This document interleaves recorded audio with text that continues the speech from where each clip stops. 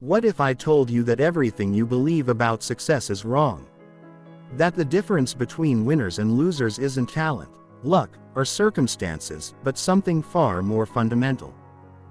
What if the only thing standing between you and the life you want is the way your brain is currently wired? Right now, as you're listening to this, your brain is operating on autopilot. It's running programs that were installed years ago, maybe decades ago, by your experiences, your environment, and the people around you. These programs are determining what you think is possible, what you believe you deserve, and what actions you take or don't take every single day. But here's the shocking truth that will change everything. Your brain is not fixed. It's not permanent. Every single thought pattern, every belief, every mental habit that's been holding you back can be rewired, reprogrammed, and transformed. This isn't wishful thinking. This is neuroscience. By the time you finish watching this video, you will not think the same way you do right now. That's not a promise. It's a biological fact. Your brain is rewiring itself every second of every day. Every time you challenge a belief, shift a thought, or practice mental control, you physically change your brain structure. This is called neuroplasticity, and it's the reason why some people break free from limitation while others remain trapped in cycles of mediocrity. The difference isn't luck, it's not talent, it's knowledge and training, and that's exactly what you're about to receive. Most people will never master their mind. They'll keep overthinking, keep doubting themselves, keep making excuses, and keep waiting for the perfect time to change. They'll consume motivational content, and still stay stuck in the same place year after year. Why? Because they never actually take control of their own thinking. They let their fears, their past, and their subconscious programming dictate their actions. But you are not most people. You're here because you're ready to break that cycle. You're here because you want to take control of your mind and start thinking, acting, and living at a higher level. This means what you're about to learn is not passive information. If you just listen without taking action, nothing will change. But if you commit to applying these techniques, your mind will transform and so will your life. Everything you want in life starts in your mind. Success, confidence, happiness, resilience. It's all rooted in your ability to control your thoughts and emotions. No matter where you are right now, no matter how stuck, lost, or unmotivated you feel, the moment you take control of your mind, everything changes. And that journey starts right now. Chapter 1: The Winner's Brain versus the Loser's Brain. There are two types of people in this world: those who think like winners and those who think like losers. The difference between them isn't what they have. It's how they think. It's not about their circumstances. It's about their mindset. And most importantly, it's not about what happens to them. It's about how their brain processes what happens to them. Winners and losers can experience the exact same situation, the exact same setback, the exact same opportunity, and they will have completely different outcomes. Why? Because their brains are wired differently. They process information differently. They interpret events differently, and they respond to challenges differently. Let me show you exactly what I mean. When a winner faces a setback, their brain immediately starts looking for solutions. They ask questions like, what can I learn from this? How can I use this to get stronger? What opportunity is hidden in this challenge? Their brain is wired to see setbacks as feedback, as data, as stepping stones to something better. When a loser faces the exact same setback, their brain does something completely different. It starts looking for reasons why they're a victim. They ask questions like, why does this always happen to me? Why am I so unlucky? Who can I blame for this? Their brain is wired to see setbacks as evidence that they're not meant to succeed. Same situation, same facts, completely different mental processing. And that mental processing determines everything that happens next. The winner's brain is wired for growth. It sees challenges as opportunities to level up. It interprets failure as feedback. It views obstacles as training. The loser's brain is wired for protection. It sees challenges as threats. It interprets failure as proof of inadequacy. It views obstacles as evidence that success isn't meant for them. But here's what most people don't understand. These neural patterns aren't permanent. They're not personality traits. They're not genetic destiny. They're learned programs that can be unlearned and reprogrammed. Every single thought you think, every belief you hold, every reaction you have is the result of neural pathways in your brain. These pathways were carved out through repetition, through experience, through conditioning. And just like a river can change its course, your neural pathways can be redirected. The most successful people in the world understand this. They know that their external reality is a direct reflection of their internal reality. They know that to change their results, they must first change their thinking.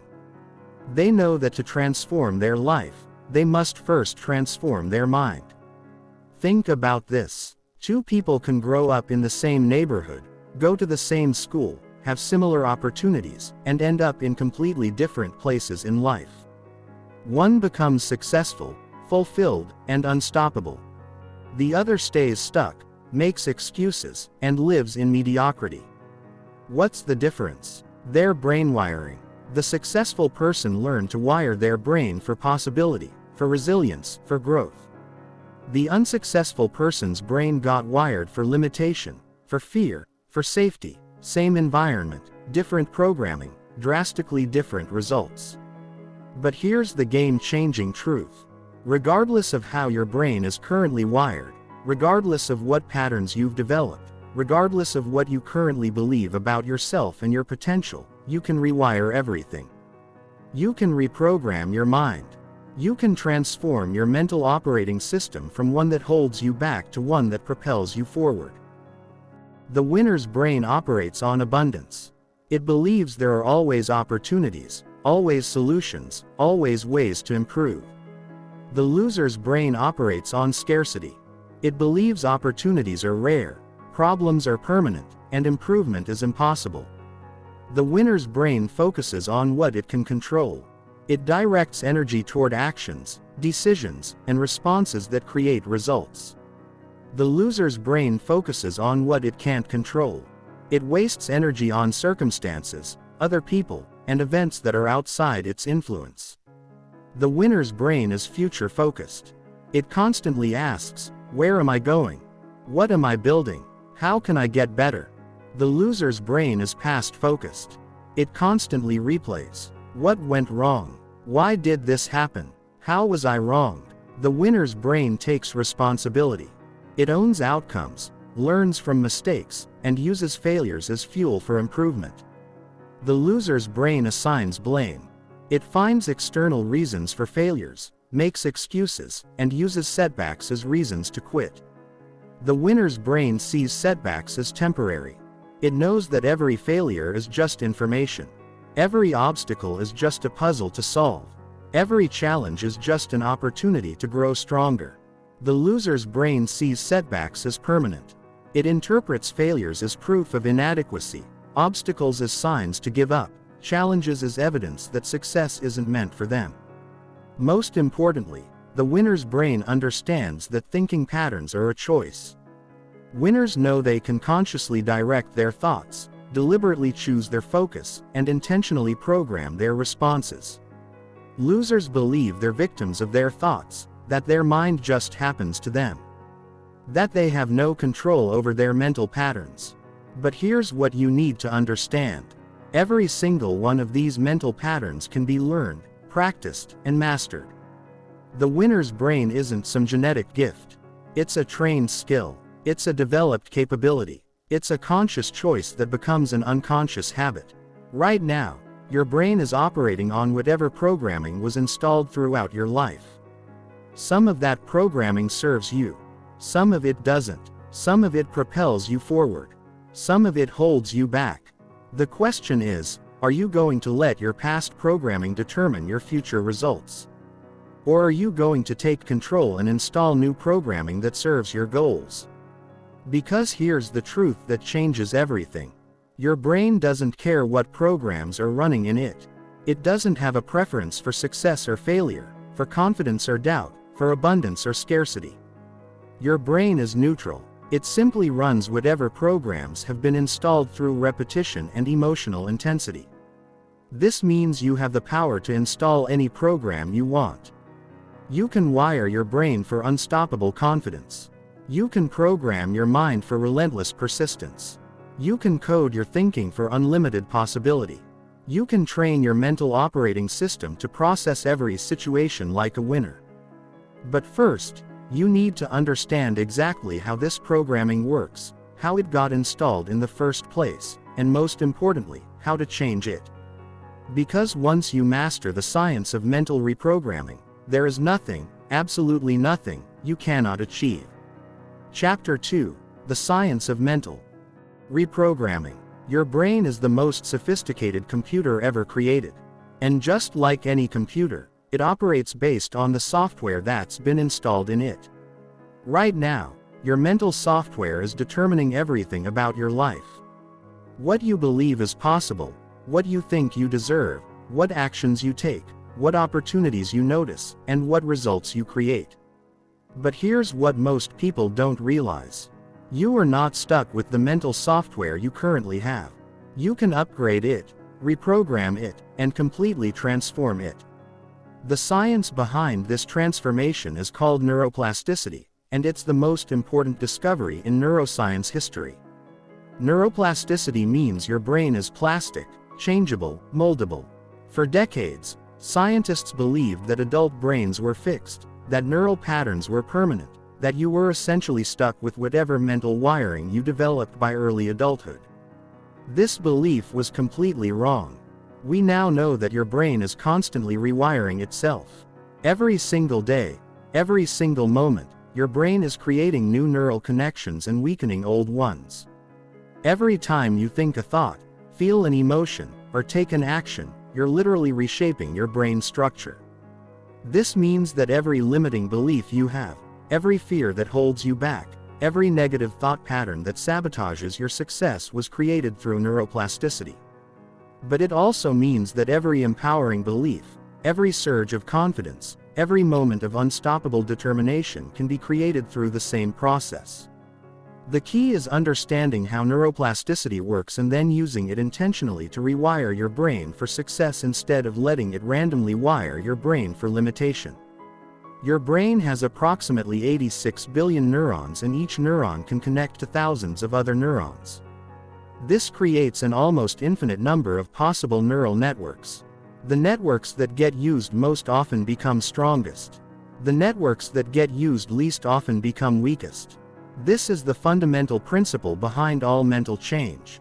Whatever you repeatedly think, feel, and do becomes your default mental programming. When you were born, your brain was like a fresh computer with basic operating software, but no specific programs. Everything you've learned, every belief you've developed, every habit you've formed, every emotional pattern you express was installed through repetition and emotional intensity. If you grew up in an environment where people struggled with money, where success was seen as rare, where dreams were discouraged, those became your default mental programs. If you experienced repeated failures, rejections, or criticisms, your brain wired itself to expect and prepare for more of the same. If you were surrounded by limitation thinking, scarcity mindset, and fear-based decision, those patterns became your neural highways. But here's the revolutionary truth. What was programmed can be reprogrammed. What was wired can be rewired. What was learned can be unlearned and replaced with something better. The process of mental reprogramming follows three fundamental principles: repetition, emotional intensity, and consistency. Repetition means that to install new mental programming, you must repeatedly expose your brain to new thoughts, new beliefs, and new experiences. Just like learning to play piano requires repeatedly practicing the same movements until they become automatic, rewiring your brain requires repeatedly practicing new thought patterns until they become your default. Emotional intensity means that the more emotion you attach to a new thought or belief, the faster your brain will accept it as real. Your brain pays more attention to emotionally charged experiences. This is why traumatic events can instantly create new fears or phobias, and why peak experiences can instantly create new confidence or motivation. The stronger the emotion, the deeper the neural imprint. Consistency means that sporadic effort produces sporadic results, but consistent effort produces permanent change. Your brain needs regular ongoing reinforcement to fully integrate new programming. This is why motivation alone doesn't create lasting change, but daily practice does. Most people fail at mental reprogramming because they violate these principles. They try to change their thinking overnight. They don't attach enough emotion to new beliefs, or they practice inconsistently. They read a book, watch a video, or attend a seminar, feel inspired for a few days, then fall back into old patterns because they didn't properly install new programming. But when you understand and apply these principles correctly, mental transformation becomes inevitable. When you consistently repeat new thought patterns with emotional intensity, your brain has no choice but to rewire itself. The old neural pathways weaken, the new neural pathways strengthen, and eventually the new programming becomes your automatic response. Think about how you learned to drive a car. At first, you had to consciously think about every single action. Checking mirrors, pressing pedals, steering, signaling. It felt overwhelming because your brain had no existing neural pathways for these complex movements. But through repetition, those movements became automatic. Now you can drive while having conversations, listening to music, or thinking about other things because the neural pathways for driving have become so strong they operate unconsciously. Mental reprogramming works exactly the same way. Right now, thinking negatively, doubting yourself, focusing on problems, or feeling overwhelmed might feel automatic because those neural pathways have been strengthened through years of repetition. But you can build new neural pathways for thinking positively, believing in yourself, focusing on solutions, and feeling unstoppable. The most successful people in the world understand this process. They know that their mental programming determines their results, so they take conscious control of their programming. They don't leave their thinking to chance. They don't hope for the best. They deliberately install mental software that serves their goals. They understand that confidence isn't something you're born with. It's something you develop through repeatedly acting confident until confidence becomes your default state. They know that resilience isn't a personality trait. It's a mental skill developed through repeatedly responding to challenges with determination instead of defeat. They realize that success thinking isn't natural talent. It's trained thinking developed through repeatedly focusing on possibilities instead of problems. But here's what separates the truly elite from everyone else. They understand that mental reprogramming isn't just about positive thinking or affirmations. It's about fundamentally changing how their brain processes information, interprets events, and generates responses. They don't just think differently. They've rewired their brains to automatically think differently. They don't just act confident. They've programmed their minds to default to confidence. They don't just pursue goals. They've conditioned their brains to relentlessly focus on achievement. This level of mental transformation requires understanding the deeper mechanisms of how your brain creates your reality. Because your thoughts don't just influence your actions, they literally shape what you perceive, what you notice, and what opportunities become available to you. Chapter 3. The Invisible Prison of Limiting Beliefs. Right now, you are living inside an invisible prison. The bars are made of beliefs. The walls are built from assumptions, and the locks are forged from fears. But here's the most shocking part. You are both the prisoner and the jailer. You created this prison. You maintain this prison. And most importantly, you have the key to escape this prison. This invisible prison is made up of limiting beliefs. And they are the single biggest obstacle standing between you and the life you want. Limiting beliefs are thoughts that you've repeated so many times, you now accept them as facts. They're opinions that have become convictions. They're interpretations that have become truths. But here's what you need to understand. Limiting beliefs are not facts. They're not truths. They're not realities. They're simply neural patterns that have been strengthened through repetition and emotional reinforcement. And because they're neural patterns, they can be changed. Most people don't even realize they have limiting beliefs because these beliefs have become so automatic, so unconscious, so integrated into their thinking that they feel like natural parts of their personality. They think thoughts like, "I'm not good enough. Success is too hard. I always mess things up. Money is scarce. I don't deserve happiness." And they accept these thoughts as facts about themselves and the world. But every single one of these thoughts is a choice. Every limiting belief is a mental habit. Every self-defeating pattern is a learned response that can be unlearned and replaced with something empowering. The most dangerous limiting beliefs are the ones you don't recognize as beliefs. They're the assumptions that feel so true, so obvious, so natural that you never question them. They operate below your conscious awareness, silently shaping every decision you make, every action you take, and every result you create. Let me give you some examples of invisible limiting beliefs that might be running your life right now. I have to work hard to be successful. This belief keeps you trapped in the hustle mentality, trading time for money instead of building systems that create wealth. Success requires sacrifice. This belief makes you think you have to choose between success and happiness, between achievement and relationships, between money and fulfillment. I'm not smart enough. This belief stops you from pursuing opportunities, learning new skills, or taking risks that could transform your life. Money doesn't grow on trees. This belief programs your brain to see money as scarce, difficult to obtain, and something you have to struggle for. You can't trust anyone. This belief isolates you from relationships, partnerships, and opportunities that require collaboration. Life is hard. This belief makes you expect struggle, anticipate problems, and approach challenges with dread instead of excitement. Each of these beliefs feels true to the person who holds it because their brain has been collecting evidence to support it for years or decades.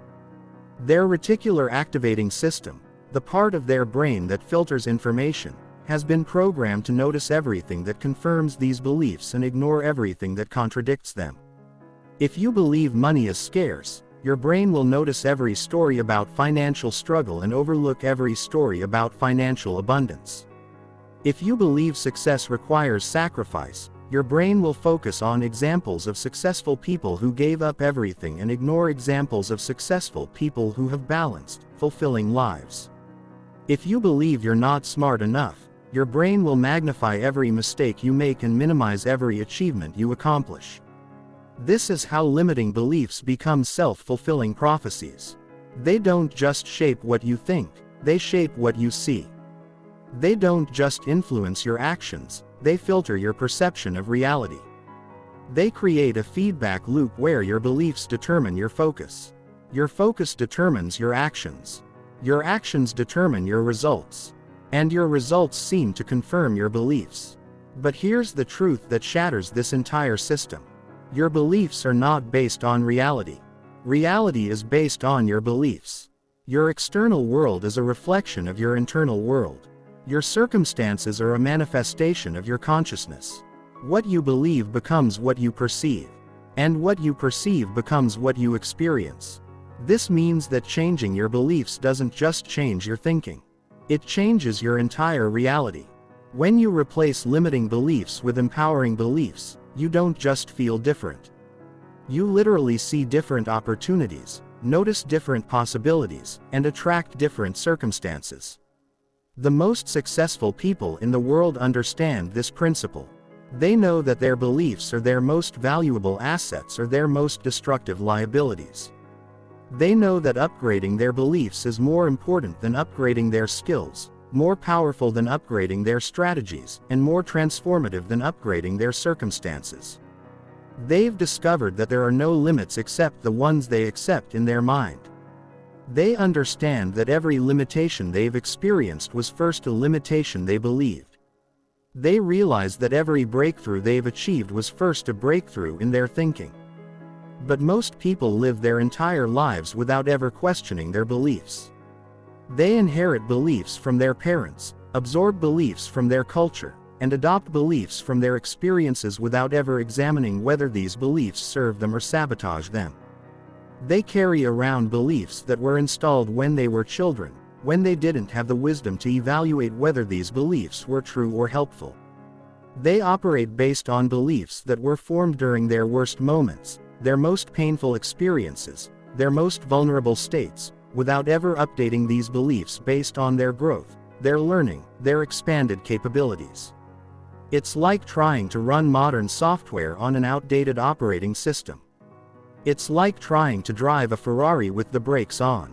It's like trying to fly while carrying lead weights.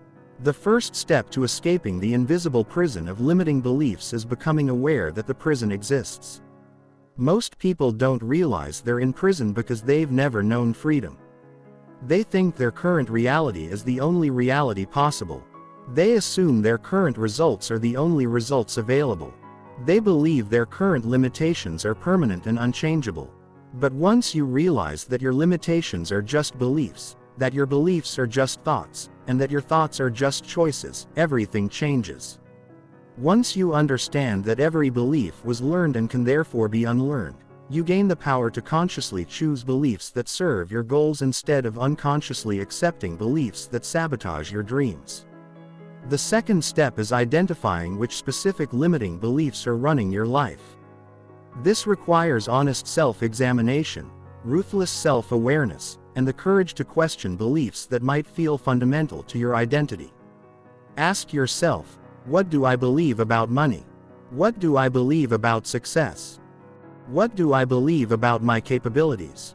What do I believe about what's possible for someone like me? What do I believe about what I deserve? What do I believe about how hard I have to work? What do I believe about what other people think of me? Write down your immediate instinctive answers. Don't filter them. Don't judge them. Don't try to make them sound good.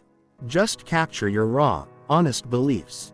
These are the mental programs currently running your life. The third step is challenging these beliefs with logic, evidence, and empowering alternatives. For every limiting belief you identify, ask, is this absolutely true? Where did this belief come from? What evidence contradicts this belief? How is this belief serving me? How is this belief limiting me? What would be a more empowering belief? What would be possible if I believed something different?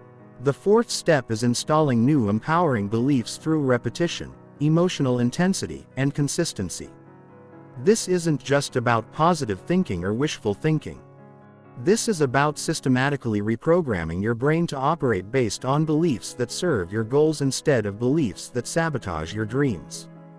But before you can install new programming, you need to understand exactly how your current programming was installed in the first place. You need to understand the hidden forces that have been shaping your reality without your conscious awareness. You need to discover the silent architect that has been building your life behind the scenes. Chapter 4. The Silent Architect, Your Subconscious Mind. There is an invisible force shaping every thought you think, every action you take, and every experience you have. It doesn't scream for attention. It doesn't make itself obvious. Instead, it operates in the background, molding your reality without you even realizing it. This force is your subconscious mind. And whether you are aware of it or not, it is the architect of your life. Most people believe their experiences shape their beliefs. If they struggle with money, they believe it's because opportunities are scarce. If they keep attracting toxic relationships, they assume it's just bad luck. If they lack confidence, they think it's because they were born that way. But here's the shocking truth. It's the other way around. Your beliefs don't come from your experiences. Your experiences come from your beliefs. Your subconscious is like a projection machine. Whatever is programmed into it, your core beliefs, fears, and expectations, it will seek to confirm in the external world. If you believe deep down that money is hard to come by, your subconscious will filter reality to reinforce that belief. It will cause you to overlook opportunities, to self-sabotage, to stay stuck in the same financial patterns no matter how hard you try. If you believe relationships are painful, your subconscious will steer you toward people who prove that belief true, even if consciously you swear you want something different. This is why some people seem to effortlessly attract success, while others struggle no matter how hard they work. It's not luck.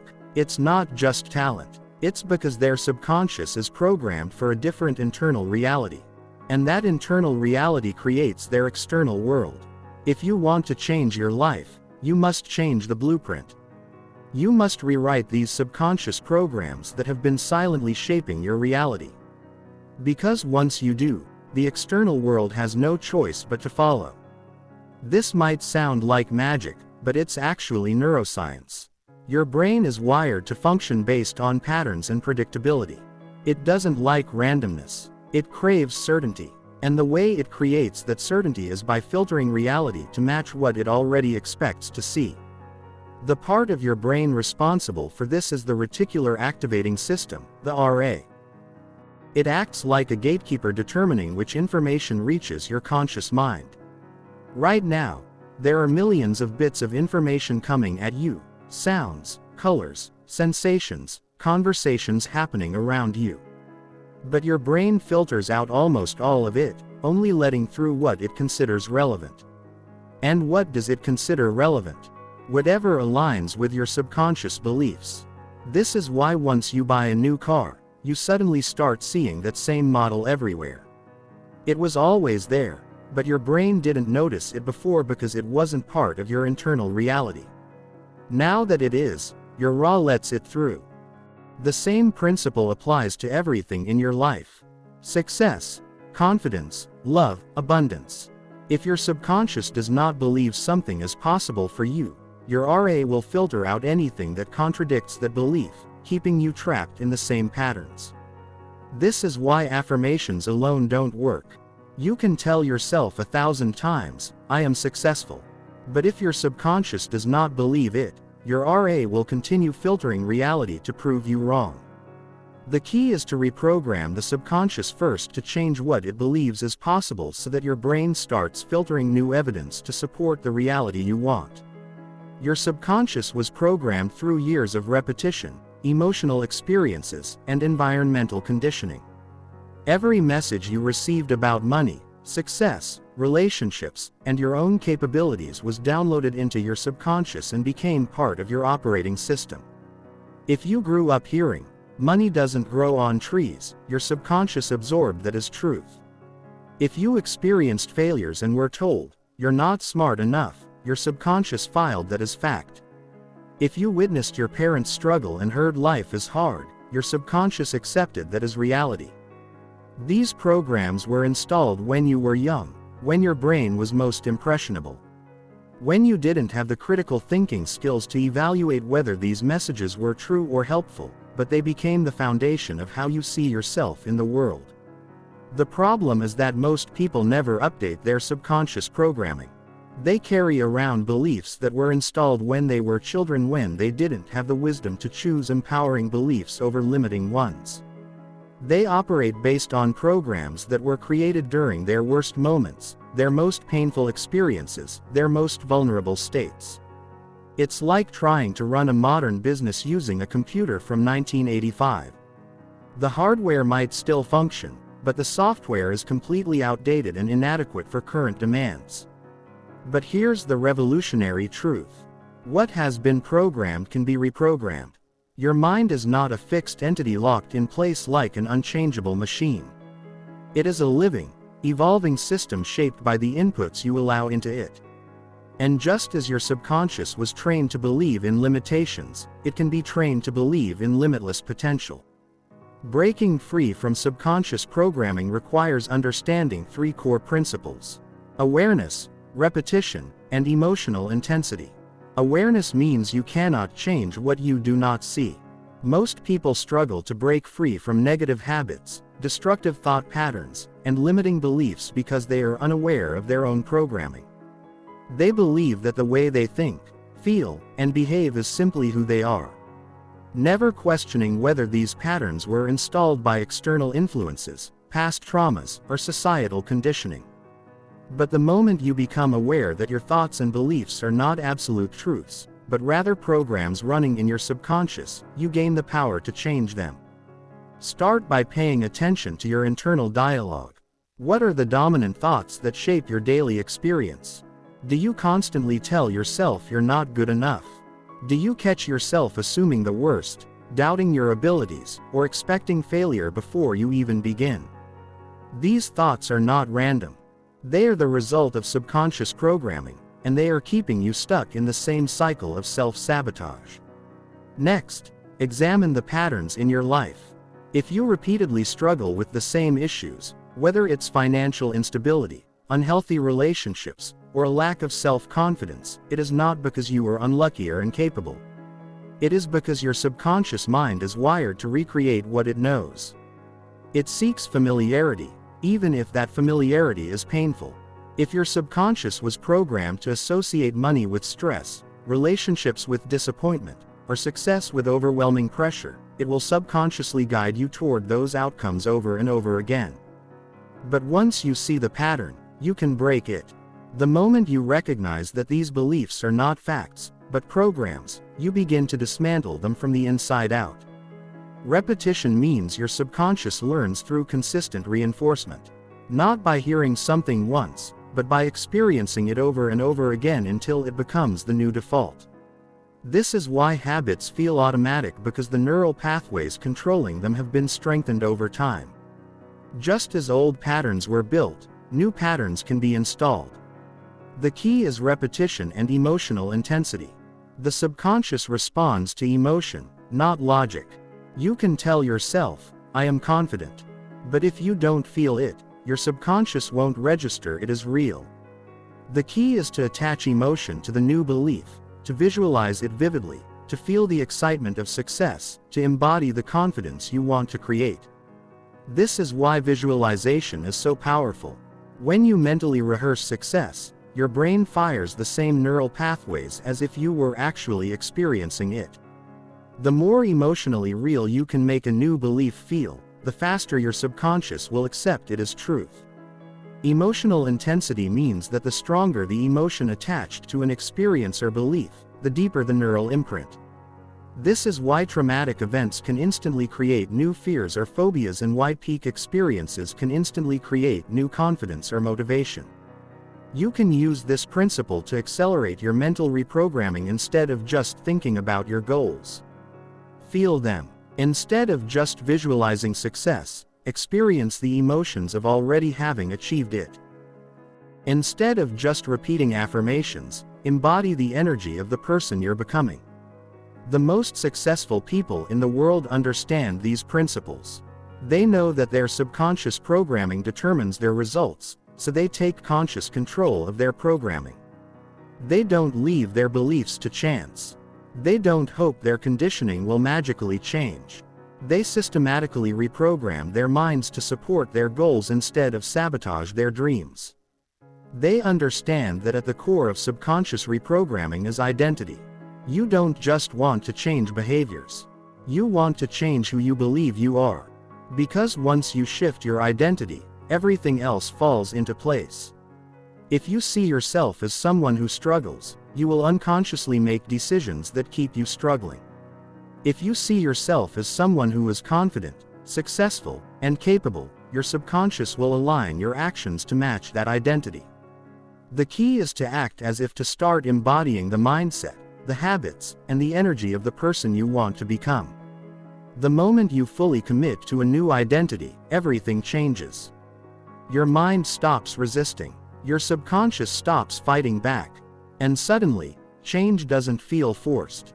It feels natural. But to fully master this process, you need to understand not just how to reprogram your subconscious, but how to think like someone who has already achieved everything you want. You need to adopt the mental operating system of a winner. Chapter 5. Installing the winner's operating system. Right now, your mind is running an operating system. Just like your computer or phone has software that determines how it functions, your brain has mental software that determines how you think, how you feel, how you respond to challenges, and ultimately what results you create in your life. The question is, What operating system are you currently running? Is it the winner's operating system that processes every situation as an opportunity? Every setback is feedback, every challenge is training. Or is it the victim operating system that interprets problems as proof of powerlessness, obstacles as evidence of unfairness, and failures as confirmation of inadequacy? Most people are running outdated mental software. They're trying to create extraordinary results using ordinary thinking. They're attempting to achieve winner-level success while operating loser-level programming. And then they wonder why they keep getting the same results over and over again. But today, that changes.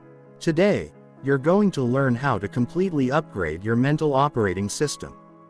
You're going to discover how to install the same mental software that separates winners from everyone else.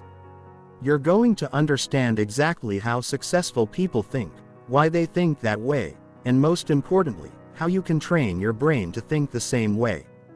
The winner's operating system is built on 5 core principles that fundamentally change how your brain processes reality. These aren't just positive thinking techniques or motivational concepts. These are cognitive frameworks that literally rewire how your mind interprets events, generates responses, and creates results. Principle 1: Extreme ownership. Winners take responsibility for everything in their lives, even things that aren't technically their fault. They understand that while they can't control what happens to them, they can always control how they respond to what happens to them. And their response determines their results. When something goes wrong, losers immediately start looking for someone or something to blame. They ask questions like, "Who did this to me? Why is this happening to me? What external force is responsible for my problems?" This mental pattern keeps them powerless because they're focusing on factors outside their control. Winners ask completely different questions. What could I have done differently? How can I prevent this in the future? What can I learn from this experience? How can I use this to become stronger? This mental pattern keeps them powerful because they're focusing on factors within their control. The winner's operating system is programmed to assume responsibility even when it's not required because responsibility equals power. The more responsibility you take, the more control you have. The more control you have, the more results you can create. This doesn't mean blaming yourself for everything that goes wrong. It means training your brain to immediately shift from "what happened to me" to "what can I do about it?"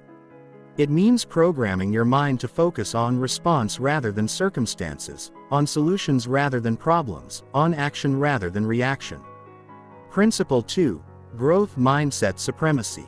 The winner's operating system is built on the fundamental belief that everything can be improved, every skill can be developed, every challenge can be overcome, and every limitation can be transcended through learning, practice, and persistence. Losers operate from a fixed mindset. They believe their abilities are set in stone. Their intelligence is predetermined. Their potential is limited by their current circumstances. When they encounter difficulties, they interpret them as evidence that they don't have what it takes. When they face failures, they see proof that they're not meant to succeed. Winners operate from a growth mindset. They believe their abilities can be developed. Their intelligence can be increased. Their potential is unlimited as long as they're willing to learn and grow.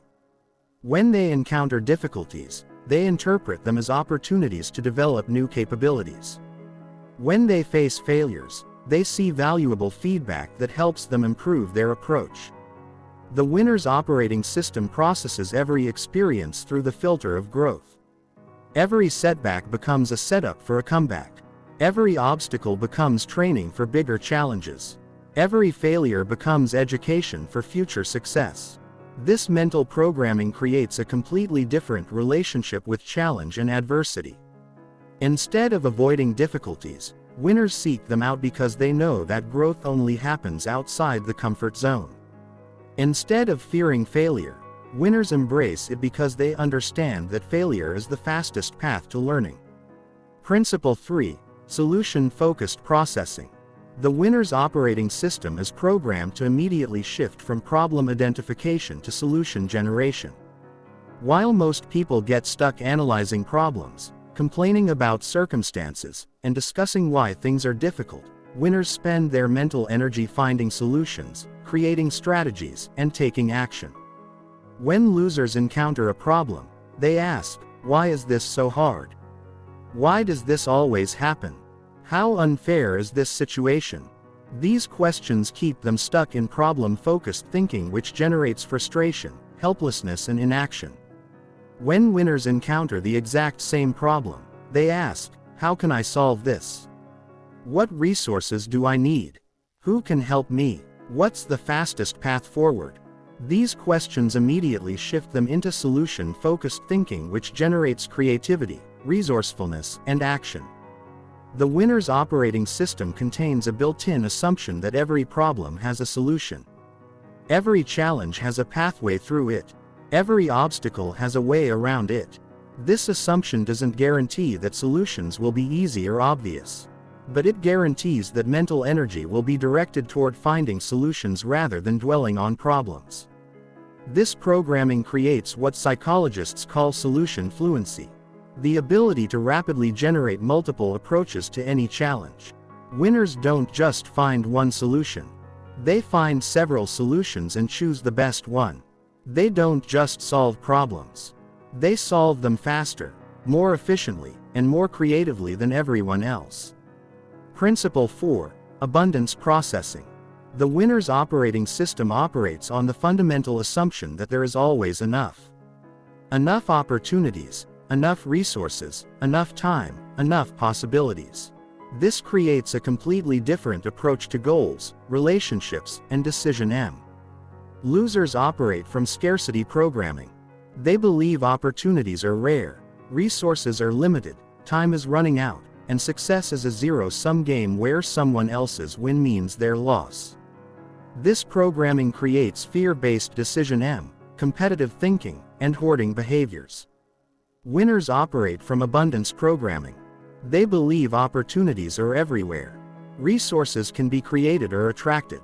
Time can be leveraged and success is unlimited because value creation is unlimited. This programming creates opportunity-based decision, collaborative thinking, and generous behaviors. The winner's operating system scans reality for possibilities rather than limitations. It notices what's available rather than what's missing. It focuses on what can be created rather than what already exists. This mental programming literally changes what you see in your environment, what opportunities you notice, and what resources become available to you. Principle 5. Future-focused orientation. The winner's operating system is primarily concerned with where you're going, not where you've been. It processes current situations based on future goals rather than past experiences. It makes decisions based on who you're becoming rather than who you've been. Losers are past-focused. They make decisions based on previous failures. They judge current opportunities through the lens of old disappointments. They limit future possibilities based on historical limitations. This keeps them trapped in cycles of repeating the same patterns and expecting different results. Winners are future-focused. They make decisions based on future goals. They evaluate current opportunities through the lens of ultimate objectives. They expand future possibilities by learning from but not living in the past. This programming creates momentum, optimism, and strategic thinking. The winner's operating system contains built-in future vision that influences every decision, every action, every response. Instead of asking what has been true, it asks what could be true. Instead of being limited by historical patterns, it's inspired by future possibilities. But understanding these principles intellectually is not enough. Knowledge without application is just entertainment. To actually upgrade your mental operating system, you need to systematically install these new thinking patterns through deliberate practice, consistent reinforcement, and emotional conditioning. The installation process requires 3 phases: recognition, replacement, and reinforcement. Recognition means becoming aware of when your old operating system is running. You need to catch yourself thinking like a victim instead of a winner. Focusing on problems instead of solutions. operating from scarcity instead of abundance. This requires developing what I call metacognitive awareness. Awareness of your own thinking patterns throughout the day. Ask yourself, how am I processing this situation? Am I taking responsibility or assigning blame? Am I looking for solutions or dwelling on problems? Am I operating from abundance or scarcity? Am I focused on growth or focused on limitations? Am I thinking about the future or stuck in the past? Replacement means consciously shifting from old thinking patterns to new ones. When you catch yourself running victim programming, immediately switch to extreme ownership. When you notice problem-focused thinking, deliberately shift to solution generation. When you detect scarcity mindset, consciously access abundance programming. This isn't about suppressing negative thoughts or pretending problems don't exist. It's about training your brain to process the same information through a more empowering framework. The facts don't change, but your interpretation of the facts transforms everything. Reinforcement means strengthening new neural pathways through repetition, emotion, and consistency. Every time you successfully switch from loser thinking to winner thinking, you're building mental muscle. Every time you catch yourself and make a conscious shift, you're installing new programming. The more you practice, the more automatic these new thinking patterns become. Eventually, you won't have to consciously choose winner thinking because winner thinking will become your default. You won't have to force yourself to see opportunities because opportunity recognition will be your automatic response. But installing the winner's operating system is just the beginning. Once you have the right mental software, you need to learn how to use it to systematically destroy every limitation that has been holding you back. You need to understand how to identify and eliminate the specific mental barriers that are preventing you from achieving everything you want. Chapter 6: The 4 Pillars of Unstoppable Confidence. Confidence is not a personality trait. It's not something you're born with. It's not a genetic gift that some people have and others don't. Confidence is a skill. And like any skill, it can be learned, developed, and mastered through the right knowledge and consistent practice. But most people misunderstand what confidence actually is and how it's created. They think confidence comes from success, from having good things happen to them, from external validation and approval. This is backwards. Success doesn't create confidence. Confidence creates success. Real confidence, unshakable confidence, unstoppable confidence is built from the inside out. It's created through mental conditioning, not external circumstances. It's developed through systematic training, not random events. And it's maintained through consistent practice, not temporary wins. The most confident people in the world understand that confidence is a choice they make every single day regardless of what's happening around them. They don't wait for circumstances to give them permission to feel confident. They generate confidence internally and then project it externally. This level of confidence is built on 4 foundational pillars that work together to create an unshakable sense of self-belief, personal power, and unstoppable momentum. When you understand and develop these 4 pillars, you become immune to doubt, resistant to criticism, and unstoppable in pursuit of your goals. Pillar 1: Competence. Confidence. This is confidence that comes from knowing you have the skills, knowledge, and abilities to handle whatever challenges come your way. It's the quiet assurance that comes from preparation, practice, and proven capability. Most people lack confidence because they're constantly putting themselves in situations where they feel unprepared, unskilled, or inadequate. They take on challenges without developing the necessary capabilities, then wonder why they feel anxious, overwhelmed, and doubtful. Confidence is built through what I call systematic skill development. Instead of hoping you'll figure things out as you go, you deliberately develop the competencies you need before you need them. Instead of jumping into challenges unprepared, you invest in learning, practicing, and mastering the fundamentals. This doesn't mean you have to be perfect before you start. It means you commit to becoming excellent at whatever you're pursuing. It means you take responsibility for developing the skills that success requires instead of hoping natural talent will be enough. The most confident people are also the most committed to continuous learning. They read voraciously, seek mentorship aggressively, practice relentlessly, and invest heavily in their own development. They understand that competence is not a destination but a journey, not an achievement but a process.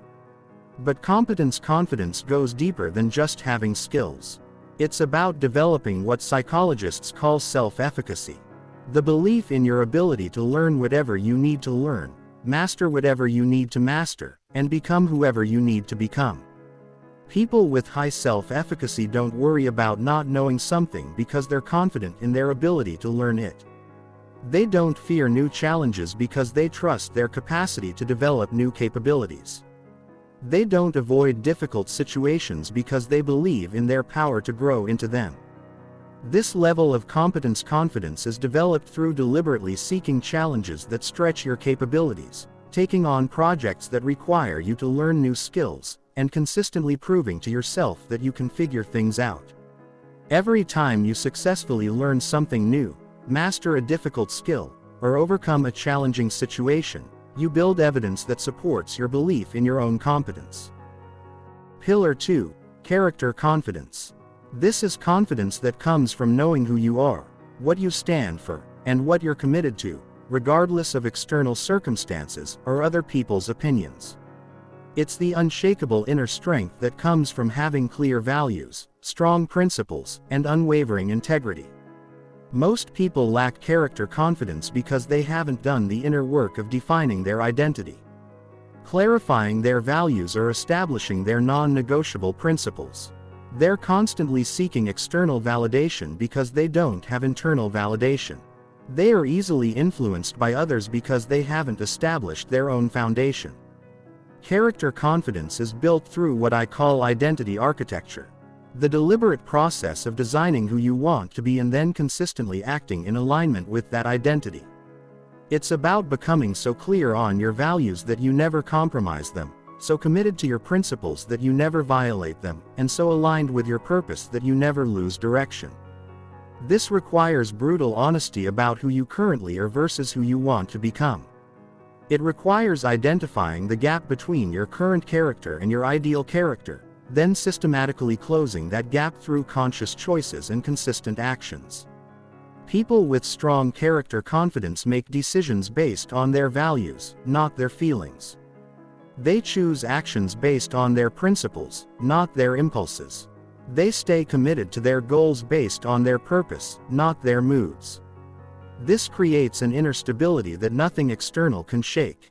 But character confidence also requires what I call authenticity courage. The willingness to be genuinely yourself even when it's uncomfortable, unpopular, or risky.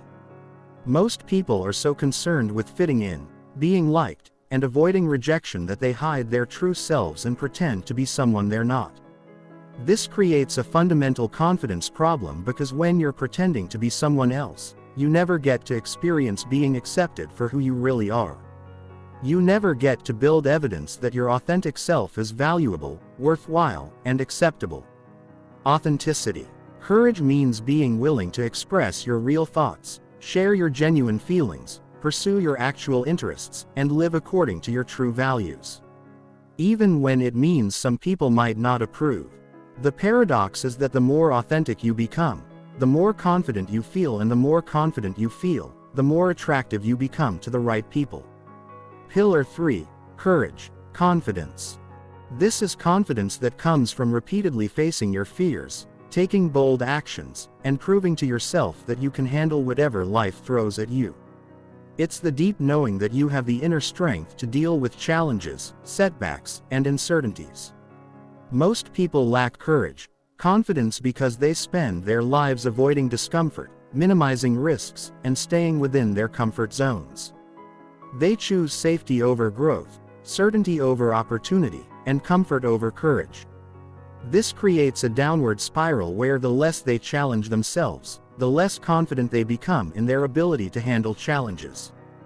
Courage confidence is built through what I call progressive fear-facing, systematically exposing yourself to increasingly challenging situations that require you to act despite fear, uncertainty, or discomfort. It's about deliberately choosing growth over comfort, action over analysis, and courage over convenience. This doesn't mean being reckless or stupid. It means being strategic about expanding your comfort zone, intelligent about taking calculated risks, and intentional about building your tolerance for uncertainty and discomfort. Every time you do something that scares you and survive, you build evidence that fear is not dangerous. Every time you take action despite uncertainty and succeed, you prove that uncertainty is not paralyzing. Every time you face a challenge and overcome it, you demonstrate that you're stronger than you think. But courage confidence goes beyond just facing external challenges. It also requires what I call emotional courage. The willingness to feel whatever emotions arise without being controlled by them. Most people are afraid of their own emotions. They avoid situations that might make them feel rejected, embarrassed, disappointed, or uncomfortable. This emotional avoidance actually increases emotional sensitivity and decreases emotional resilience. The more you avoid feeling certain emotions, the more power those emotions have over you. The more you run from discomfort, the more uncomfortable becomes the very idea of discomfort. Emotional courage means being willing to feel fear without being paralyzed by it. To experience rejection without being devastated by it. To face uncertainty without being overwhelmed by it. And to handle disappointment without being defeated by it. Pillar 4. Contribution confidence. This is confidence that comes from knowing that you have something valuable to offer the world, that your existence makes a positive difference, and that you're capable of creating value for others. It's the deep satisfaction that comes from purpose, meaning, and service. Most people lack contribution confidence because they're focused entirely on what they can get rather than what they can give. They're consumed with their own needs, problems, and desires without considering how they can help others, solve problems, or create value. This self-centered focus actually undermines confidence because it makes you dependent on external circumstances for validation and satisfaction. Contribution confidence is built through what I call value creation obsession. Becoming relentlessly focused on how you can help others, solve problems, and make the world better in some way. It's about shifting from a mindset of what can I get to what can I give, from how can I be served to how can I serve. This shift transforms everything about how you approach life, relationships, and opportunities. Instead of going into situations worried about whether you'll be accepted, you go in focused on how you can contribute. Instead of being anxious about whether you'll get what you want, you're excited about whether you can give what others need. People with strong contribution confidence have what psychologists call pro-social purpose. They are motivated by making a positive impact on others rather than just advancing their own interests. This creates a different kind of confidence that comes from knowing your life has meaning beyond your own immediate needs and desires. But contribution confidence also requires developing what I call impact awareness. Understanding the specific ways you can create value and being intentional about developing those capabilities. This means identifying your unique strengths, talents, and perspectives. Then systematically developing them to the point where you can make a meaningful difference. The most confident people are those who know exactly how they can help others and are constantly looking for opportunities to do so. They don't wonder if they have value. They know they have value because they're constantly creating it. They don't question their worth. They demonstrate their worth through their contributions. These 4 pillars work synergistically to create unstoppable confidence. Competence. Confidence gives you the skills to succeed. Character confidence gives you the integrity to succeed sustainably. Courage. Confidence gives you the resilience to succeed despite obstacles. Contribution. Confidence gives you the purpose to succeed meaningfully. When all 4 pillars are strong, you become unstoppable because your confidence is based on internal reality rather than external circumstances. You don't need other people's approval because you have your own approval. You don't need perfect conditions because you trust your ability to handle imperfect conditions. You don't need guarantees because you have confidence in your ability to create results regardless of what happens. But building these pillars requires more than understanding. It requires systematic development through specific practices and conscious choices. You need to know exactly how to develop each pillar and how to integrate them into a unified foundation of unshakable confidence. Chapter 7. The Discipline Revolution. From motivation addiction to automatic success. Most people have a discipline problem, but what they really have is a motivation addiction. They believe they need to feel inspired to take action. They tell themselves they'll start working out when they feel ready. They'll work on their business when they're in the right mood.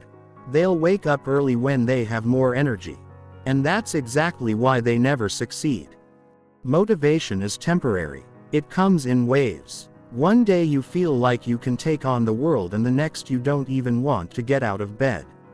If your success depends on feeling inspired, you are doomed to fail. The truth is the people who achieve extraordinary things don't rely on motivation at all.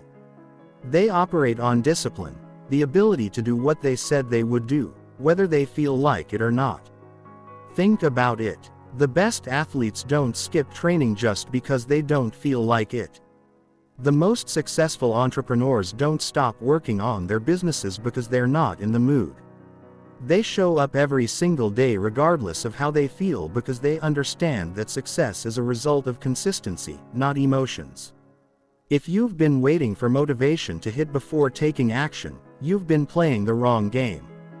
The real secret is to remove emotions from the equation entirely. Success is a habit, not a mood. And habits are built through discipline, not feelings. But here's what most people don't understand. Discipline is not about forcing yourself to do things you hate. It's not about willpower and suffering and grinding through misery. Real discipline is about rewiring your brain to love the process of improvement so much that taking action becomes automatic, natural, and even enjoyable.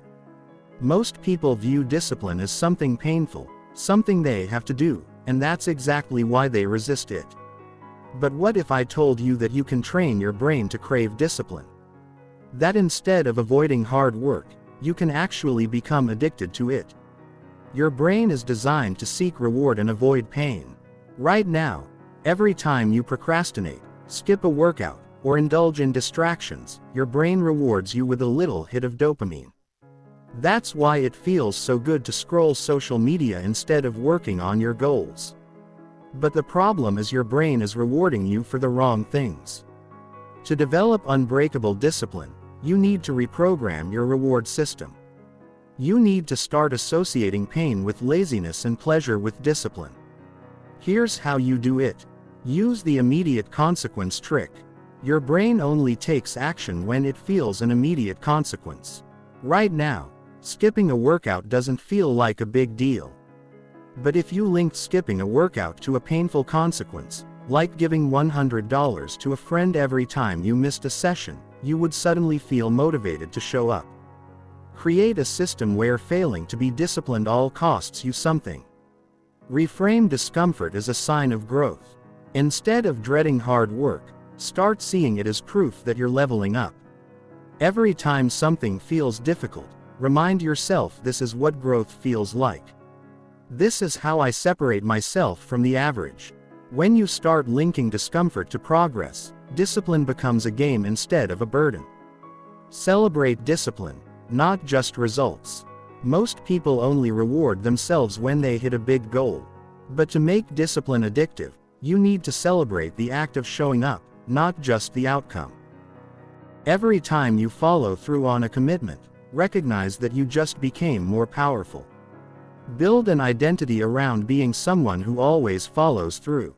If you apply these mindset shifts, discipline stops feeling like a chore and starts feeling like power. And when that happens, you become unstoppable. But individual acts of discipline are not enough. The most disciplined people in the world don't rely on willpower alone. They have systems that make discipline automatic. If you want to guarantee that you follow through on your goals every single time, you need to build a system that removes decision M, eliminates distractions, and makes success inevitable. First, eliminate decision fatigue. Every time you have to decide whether or not to take action, you create an opportunity for excuses. The solution is to remove decision M entirely. Set up your workouts. Work hours or study sessions at the same time every day.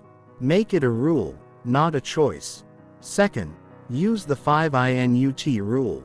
The hardest part of any task is starting.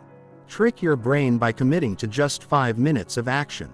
Once you start, momentum will take over and you'll keep going. Third, create a no negotiation policy. The most disciplined people have rules they never break. Decide in advance what you will always do, whether you feel like it or not. Make it a non-negotiable. For example, I never skip 2 days in a row. I always wake up at 6 a.m. I always do what I say I'll do. Fourth, set up accountability triggers.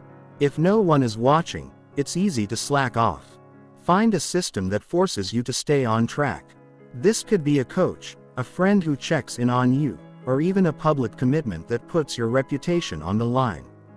If you implement these systems, you will no longer have to force yourself to be disciplined. It will become automatic.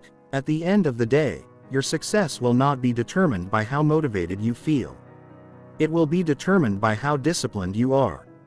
If you are willing to do what others won't, if you are willing to show up every single day no matter what, you will achieve things that 99% of people never will. The question is, will you commit to discipline or will you stay stuck in the cycle of inconsistency? The choice is yours. But know this, your future depends on it. But discipline alone is not enough. You can be the most disciplined person in the world, but if you're not taking the right actions, if you're not executing at the level required to win, you'll just be very consistent at producing mediocre results. This is why you need to understand the difference between being busy and being productive, between working hard and working smart, between taking action and taking the right action. Chapter 8. The Execution Machine. How to take massive action and achieve in months. What others take years to do.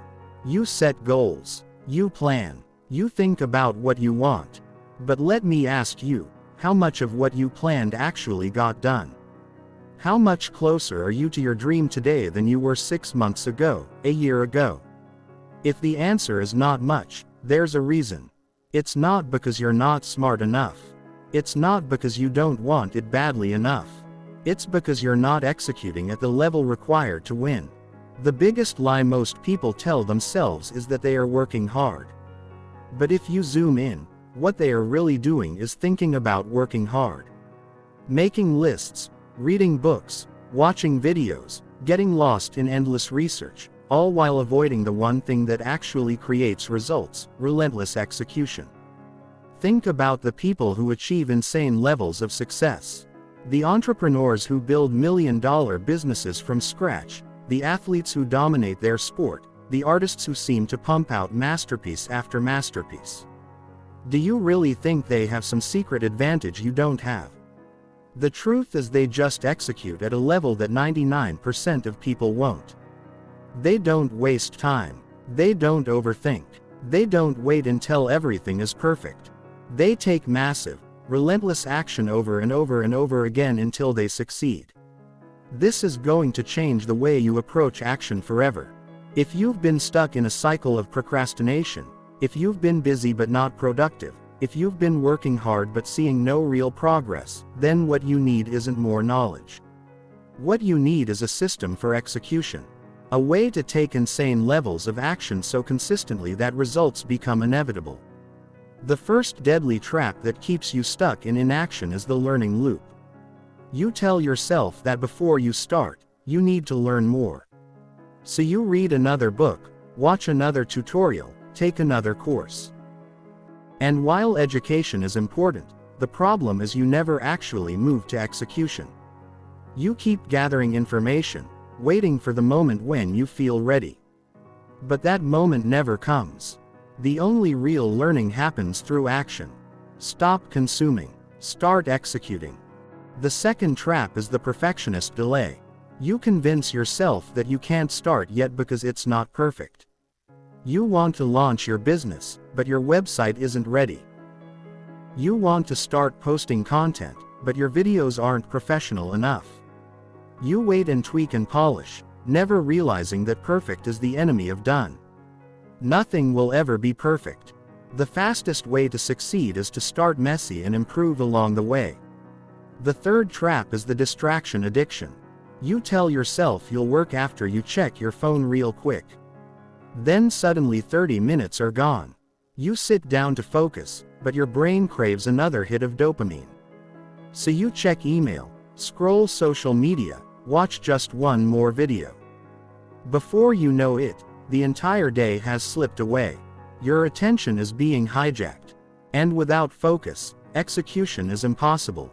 If you don't control your environment will control you. If you recognize yourself in any of these traps, don't panic. You're not alone. But now you have no excuse. Awareness is the first step. And now it's time to break free. The highest achievers don't wait for motivation. They don't rely on willpower. They have a system, a structure that guarantees execution no matter what. If you want to operate at peak productivity, follow this system step by step and you will be blown away by how much you accomplish. Step 1. Ruthless prioritization. Not all tasks are created equal. The secret to relentless execution isn't doing more. It's doing the right things with insane focus. Most people waste 80% of their time on tasks that don't actually move the needle. Instead, use the 80-20ths rule. Identify the 20% of actions that will generate 80% of your results. Eliminate or delegate everything else. Attack those high-impact actions with obsessive focus. Every morning, ask yourself, if I could only complete one thing today, what would create the biggest impact on my goals? Then do that thing first before anything else with complete focus and intensity. Step 2. Time blocking mastery. Most people live in reactive mode, responding to whatever seems urgent in the moment. This is a recipe for mediocrity. Winners live in proactive mode, controlling their time instead of letting time control them. Time blocking means scheduling specific blocks of time for specific activities and treating those blocks as sacred. During a work block, you only work. During a learning block, you only learn. During a health block, you only focus on fitness and nutrition. No multitasking, no distractions, no exceptions. This level of focus will feel uncomfortable at first because your brain is addicted to distraction, but the results will be extraordinary. Step 3. The execution sprint method. Instead of trying to maintain high performance all day, work in focused sprints with planned recovery.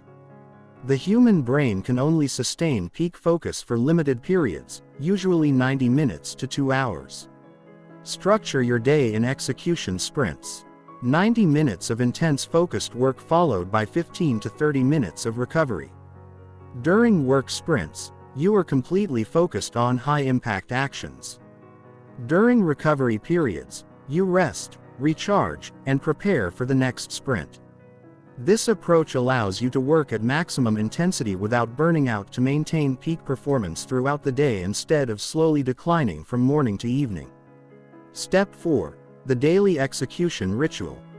Create a morning routine that primes your brain for execution. This isn't about meditation or journaling, although those can be valuable. This is about preparing your mind and body for peak performance. Your execution ritual should include reviewing your priorities for the day, visualizing successful completion of your most important tasks, eliminating potential distractions, and setting clear intentions for how you want to show up. The most successful people start every day the same way with the same routine, creating the same mental state that produces consistent results. Step 5. Progress tracking and iteration. You can't manage what you don't measure. Track your execution daily. How many high-impact actions did you complete? How much time did you spend in focused work? What obstacles prevented optimal performance? At the end of each day, ask what worked well today. What could be improved tomorrow? What will I do differently? This creates a feedback loop that allows you to continuously optimize your execution system. But execution is not just about working harder. It's about working smarter. The most successful people don't just take more action. They take better action. They understand leverage, focus, and strategic thinking. They know how to multiply their results without multiplying their effort. Step 6. Leverage multiplication. Look for ways to create exponential results with the same amount of effort. This could mean building systems that automate repetitive tasks, delegating or outsourcing low value work so you can focus on high-impact activities, learning high-leverage skills like sales, leadership or coding that create disproportionate value. If you continue thinking in terms of direct effort, if I want to make more money, I need to work longer hours, you will always be limited by time. But if you shift to leverage-based thinking, your potential becomes limitless. Step 7. Energy management over time management. Most people focus on managing their time, but winners focus on managing their energy. You can have all the time in the world, but if you don't have energy, you won't execute at a high level.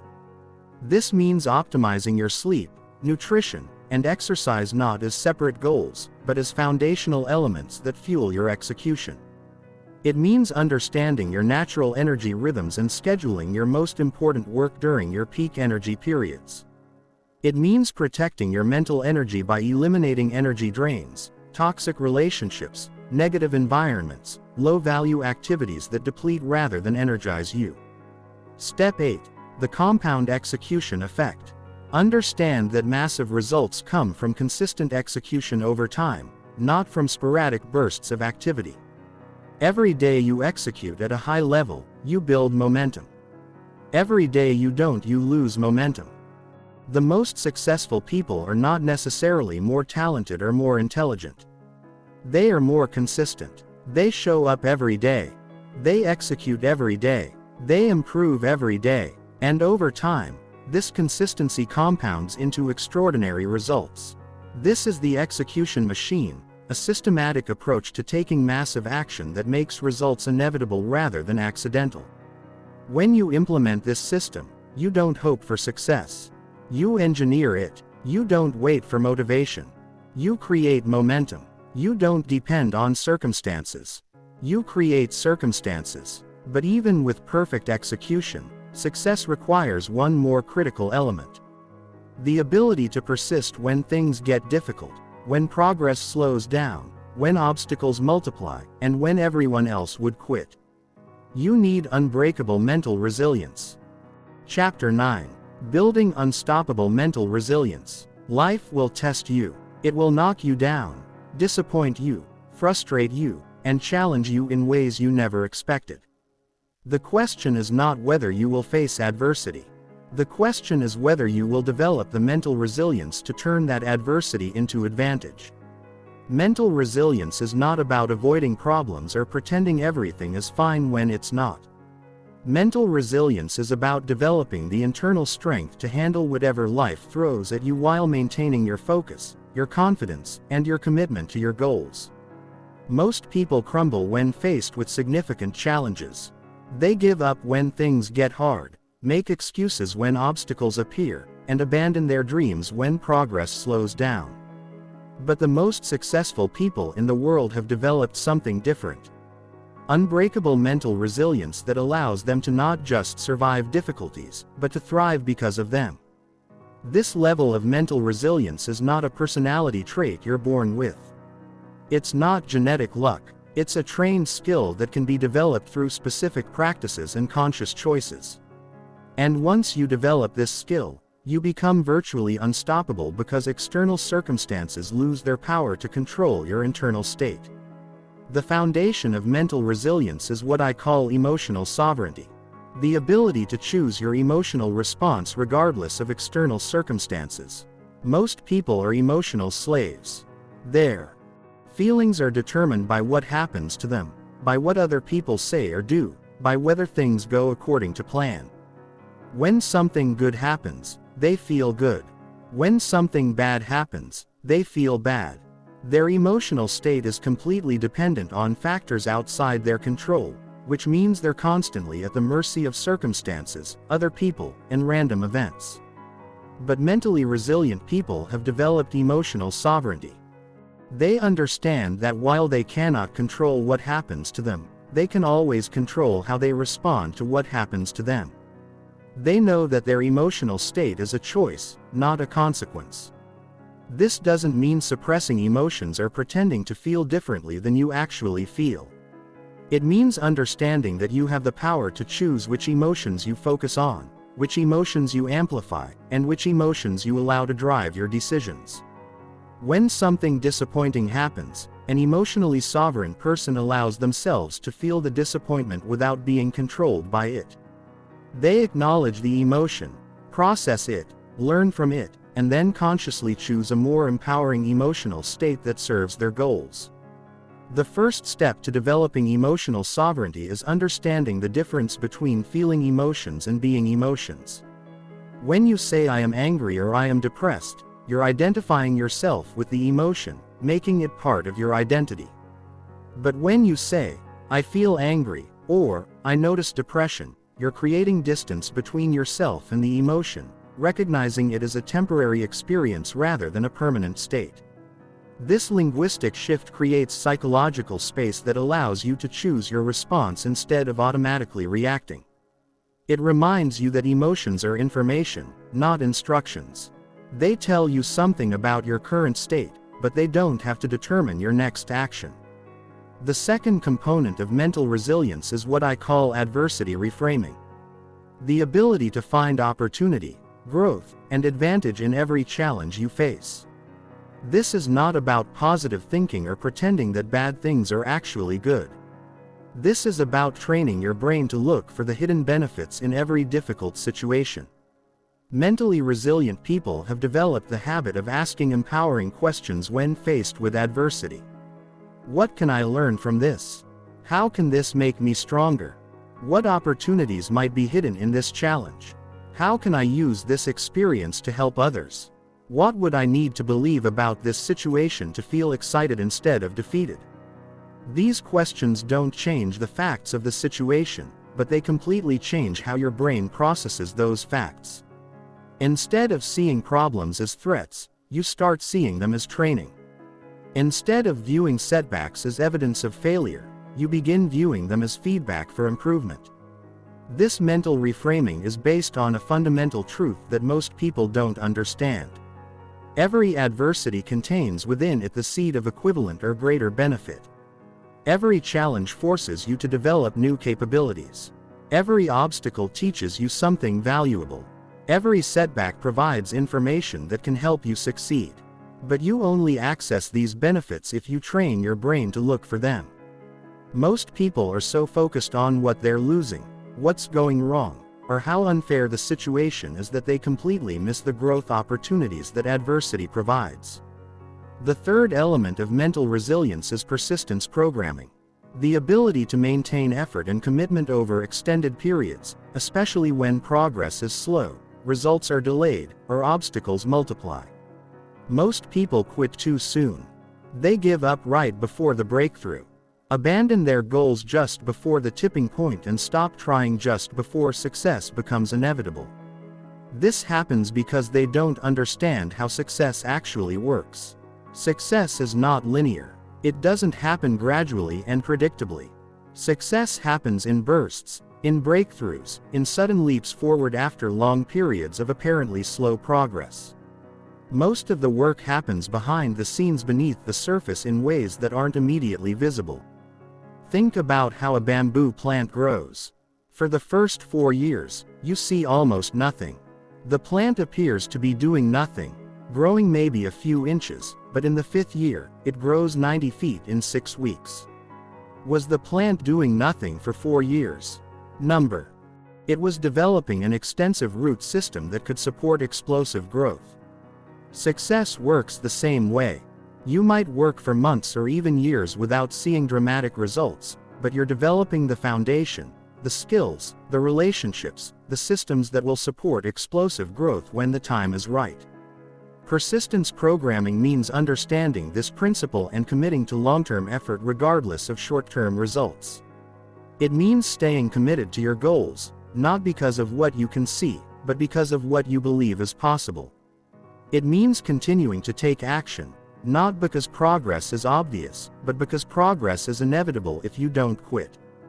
The most successful people have developed what I call delayed gratification mastery. The ability to sacrifice immediate pleasure for long-term gain, to invest in activities that don't pay off immediately but compound over time, to stay focused on long-term vision when short-term circumstances are discouraging. This requires training your brain to value future rewards more than immediate rewards. To find satisfaction in the process rather than just the outcome, to derive motivation from commitment rather than just feelings. The fourth component of mental resilience is failure immunity. The ability to attempt, fail, learn, and try again without being emotionally devastated or mentally discouraged. Most people are terrified of failure because they interpret failure as evidence of personal inadequacy, proof that they're not good enough, or confirmation that success isn't meant for them. But mentally resilient people have a completely different relationship with failure. They understand that failure is not the opposite of success. Failure is a component of success. They know that every successful person has failed more than unsuccessful people have even tried. Failure immunity is developed by redefining what failure means. Instead of seeing failure as proof of inadequacy, start seeing it as evidence that you're attempting something worthwhile. Instead of interpreting failure as permanent, start viewing it as temporary feedback. Instead of believing failure reflects your identity, start understanding that failure reflects your current skill level, which can always be improved. The most successful people fail fast, fail often, and fail forward. They attempt difficult things knowing they might not work, but they learn from every attempt and use that learning to improve their next attempt. They understand that the fastest way to succeed is to accelerate the learning process. And the fastest way to learn is to get feedback from real-world attempts even when those attempts don't produce the desired results. This creates what psychologists call anti-fragility, the ability to become stronger from stress rather than weaker. Instead of being broken by challenges, anti-fragile people are strengthened by them. Instead of being discouraged by setbacks, they're motivated by them. Instead of being defeated by obstacles, they are trained by them. The fifth element of mental resilience is support system architecture. The deliberate creation of relationships, environments, and resources that reinforce your resilience during difficult times. Mental resilience is not just an individual capability. It's also a social and environmental one. The people you spend time with, the environments you frequent, the content you consume, and the activities you engage in either strengthen your resilience or weaken it. Mentally resilient people are intentional about surrounding themselves with influences that support their mental strength. This means building relationships with people who believe in your potential even when you doubt yourself, who encourage your growth even when progress is slow, who challenge you to stay committed even when you want to quit. It means creating environments that remind you of your goals, your values, and your capabilities.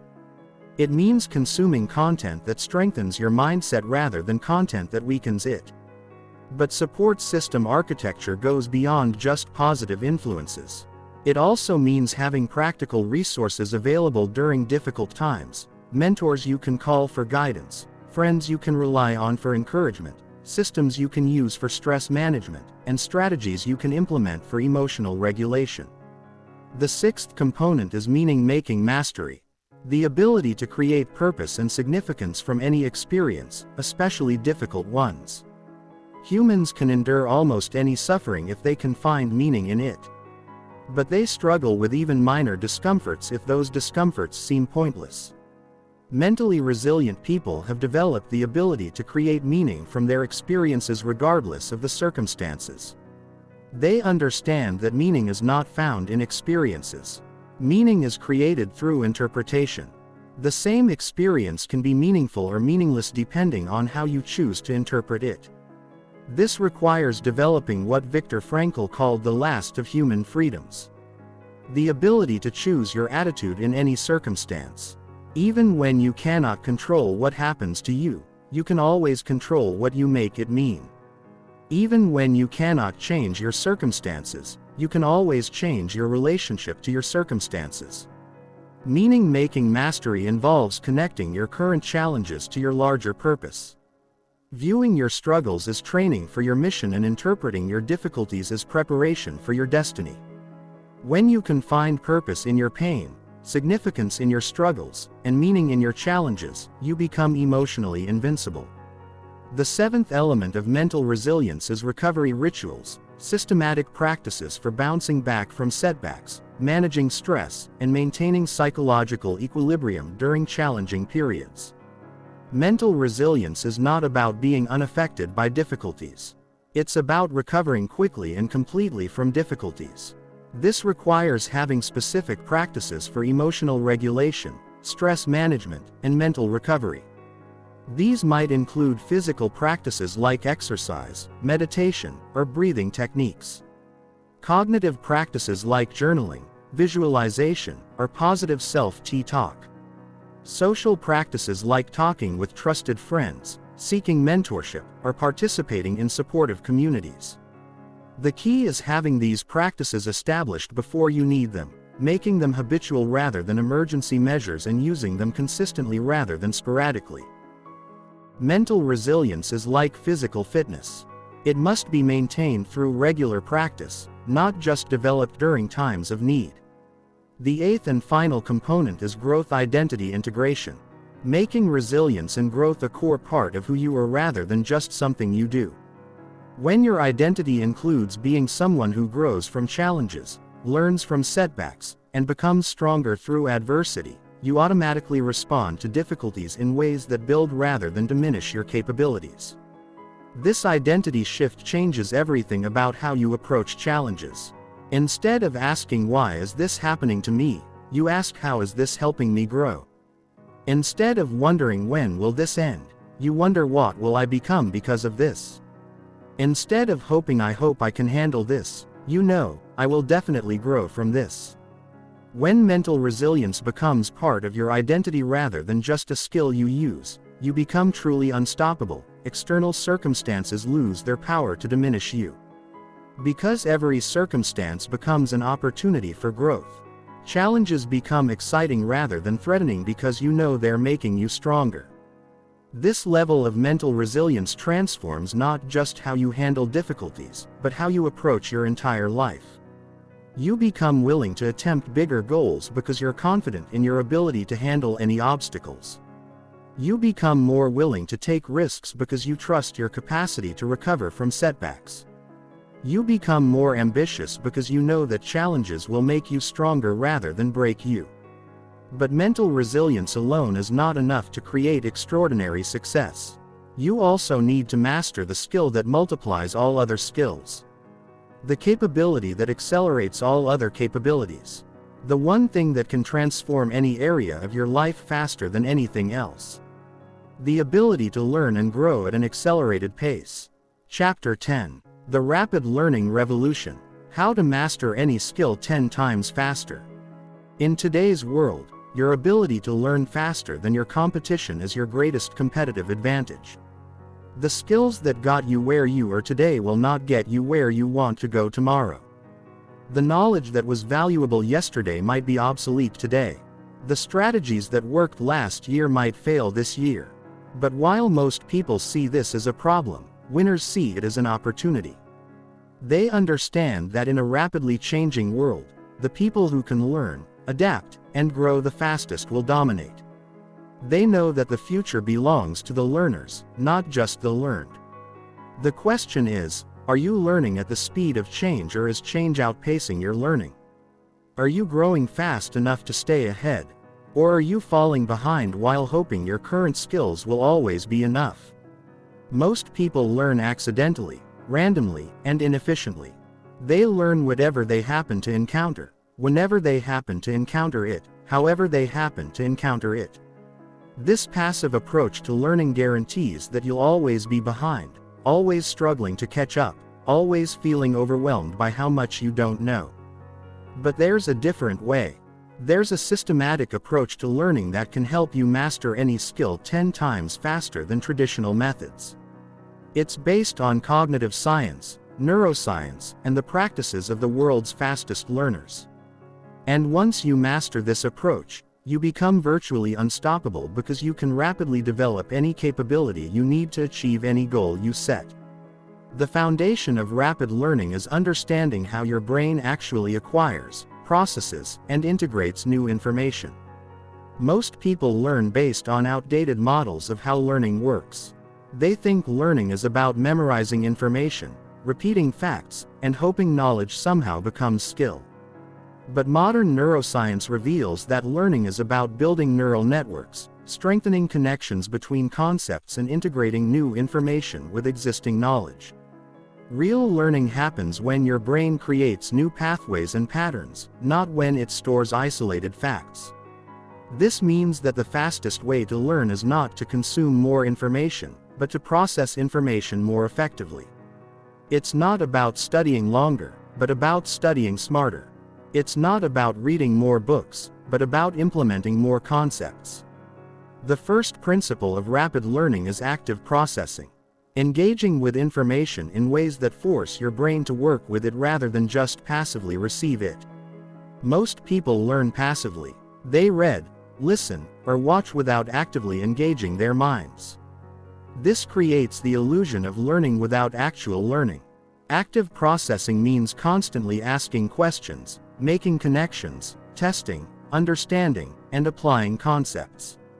Instead of just reading about a topic, you summarize it in your own words. Explain it to someone else. Create examples. Identify patterns and look for ways to use it immediately. When you actively process information, you force your brain to work harder, which strengthens neural pathways and increases retention. You also identify gaps in understanding that passive consumption would miss, allowing you to focus additional attention on areas that need work. The second principle is deliberate practice. Focusing your practice time on the specific aspects of a skill that are most challenging and most important for improvement. Most people practice by doing what they're already good at, what feels comfortable, and what produces immediate success.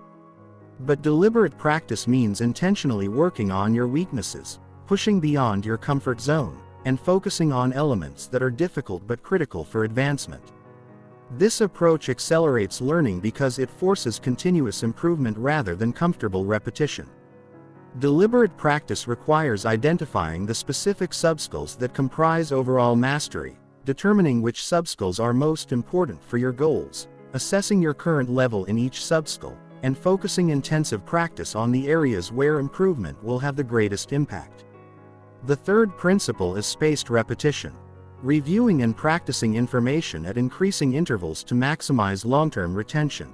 Most people learn something once and expect to remember it forever. Or they cram information intensively and wonder why they forget it quickly. But the brain is designed to forget information that doesn't seem important. And importance is determined by frequency of use. Spaced repetition tricks your brain into thinking information is important by exposing you to it repeatedly over extended periods. The optimal spacing pattern starts with frequent reviews and gradually increases the intervals. Review new information after 1 day, then 3 days, then 1 week, then 2 weeks, then 1 month, then 3 months. This pattern maximizes retention while minimizing time investment. The fourth principle is interval. Mixing different types of practice or different topics within the same learning session. Most people learn by focusing on one topic or skill at a time until they feel comfortable, then moving to the next topic. But interval or mixing different elements together forces your brain to work harder to distinguish between concepts, identify patterns, and make connections. This creates deeper understanding and better transfer of learning to new situations. For example, instead of practicing one math concept for an hour, you might practice 4 different concepts for 15 minutes each. Instead of learning one language skill at a time, you might mix vocabulary, grammar, listening, and speaking within each study session. The fifth principle is elaborative interrogation. Constantly asking why and how questions to deepen understanding and create more connections between concepts. Most people accept information at face value without questioning the underlying logic, connections, or applications. But asking questions like, why is this true? How does this connect to what I already know? When would this be most useful? And what are the implications of this? Forces your brain to build richer, more connected knowledge networks. This questioning process transforms isolated facts into integrated understanding, making information more memorable and more useful for solving problems or creating solutions. The sixth principle is dual coding, engaging both verbal and visual processing systems to maximize learning effectiveness. Most people learn primarily through reading or listening, engaging only their verbal processing system. But your brain has separate systems for processing verbal and visual information. And when both systems are engaged simultaneously, learning is dramatically enhanced. This means supplementing reading with diagrams, images, videos, or hands-on activities that engage multiple senses. Creating visual representations of verbal information such as mind maps, flowcharts or diagrams forces you to process information in multiple ways and creates additional retrieval pathways in your memory. The seventh principle is testing effect using retrieval practice rather than just review to strengthen memory and understanding. Most people study by rereading notes, highlighting text, or reviewing materials. But these passive review methods create familiarity without understanding and recognition without recall. The testing effect shows that actively retrieving information from memory even when you're not sure you know it strengthens memory far more than passive review. This means using flashcards, practice tests, self-quizzing or explaining concepts without looking at notes. Testing doesn't just measure learning. Testing creates learning. The act of trying to remember strengthens neural pathways and reveals gaps in knowledge that need additional attention. The eighth principle is application acceleration. Immediately applying new knowledge in real-world contexts rather than waiting until you feel fully prepared. Most people learn in isolation from application, studying concepts without using them, preparing extensively before attempting implementation. But rapid learners understand that application accelerates learning because it provides immediate feedback, reveals practical challenges, and creates emotional engagement that strengthens memory. They look for ways to use new knowledge immediately, even if they're not yet experts. This might mean starting a project before you feel ready, attempting to teach concepts before you've mastered them, or finding ways to practice new skills in low-stakes environments where mistakes are acceptable and learning is expected. The ninth principle is metalearning. Learning how to learn more effectively by understanding your own learning process, identifying your learning strengths and weaknesses, and continuously optimizing your learning strategies. Metalearning means paying attention to which learning methods work best for you, which environments support your learning most effectively, what times of day you learn most efficiently, and how different topics require different learning approaches. This self-awareness allows you to customize your learning process for maximum effectiveness rather than using one-size-fits-all approaches that might not match your individual learning style or the specific demands of what you're trying to learn. The 10th and final principle is teaching mindset. Approaching everything you learn with the intention of eventually teaching it to others.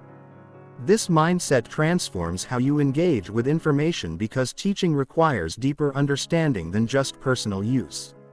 When you know you'll need to explain concepts clearly, answer questions, and help others understand, you automatically engage more deeply with the material. You pay attention to logical structure, look for clear examples, anticipate confusion points, and test your own understanding more rigorously. Even if you never actually teach, approaching learning with a teaching mindset forces you to process information more thoroughly and develop more complete understanding. These 10 principles work synergistically to create rapid learning that far exceeds traditional methods.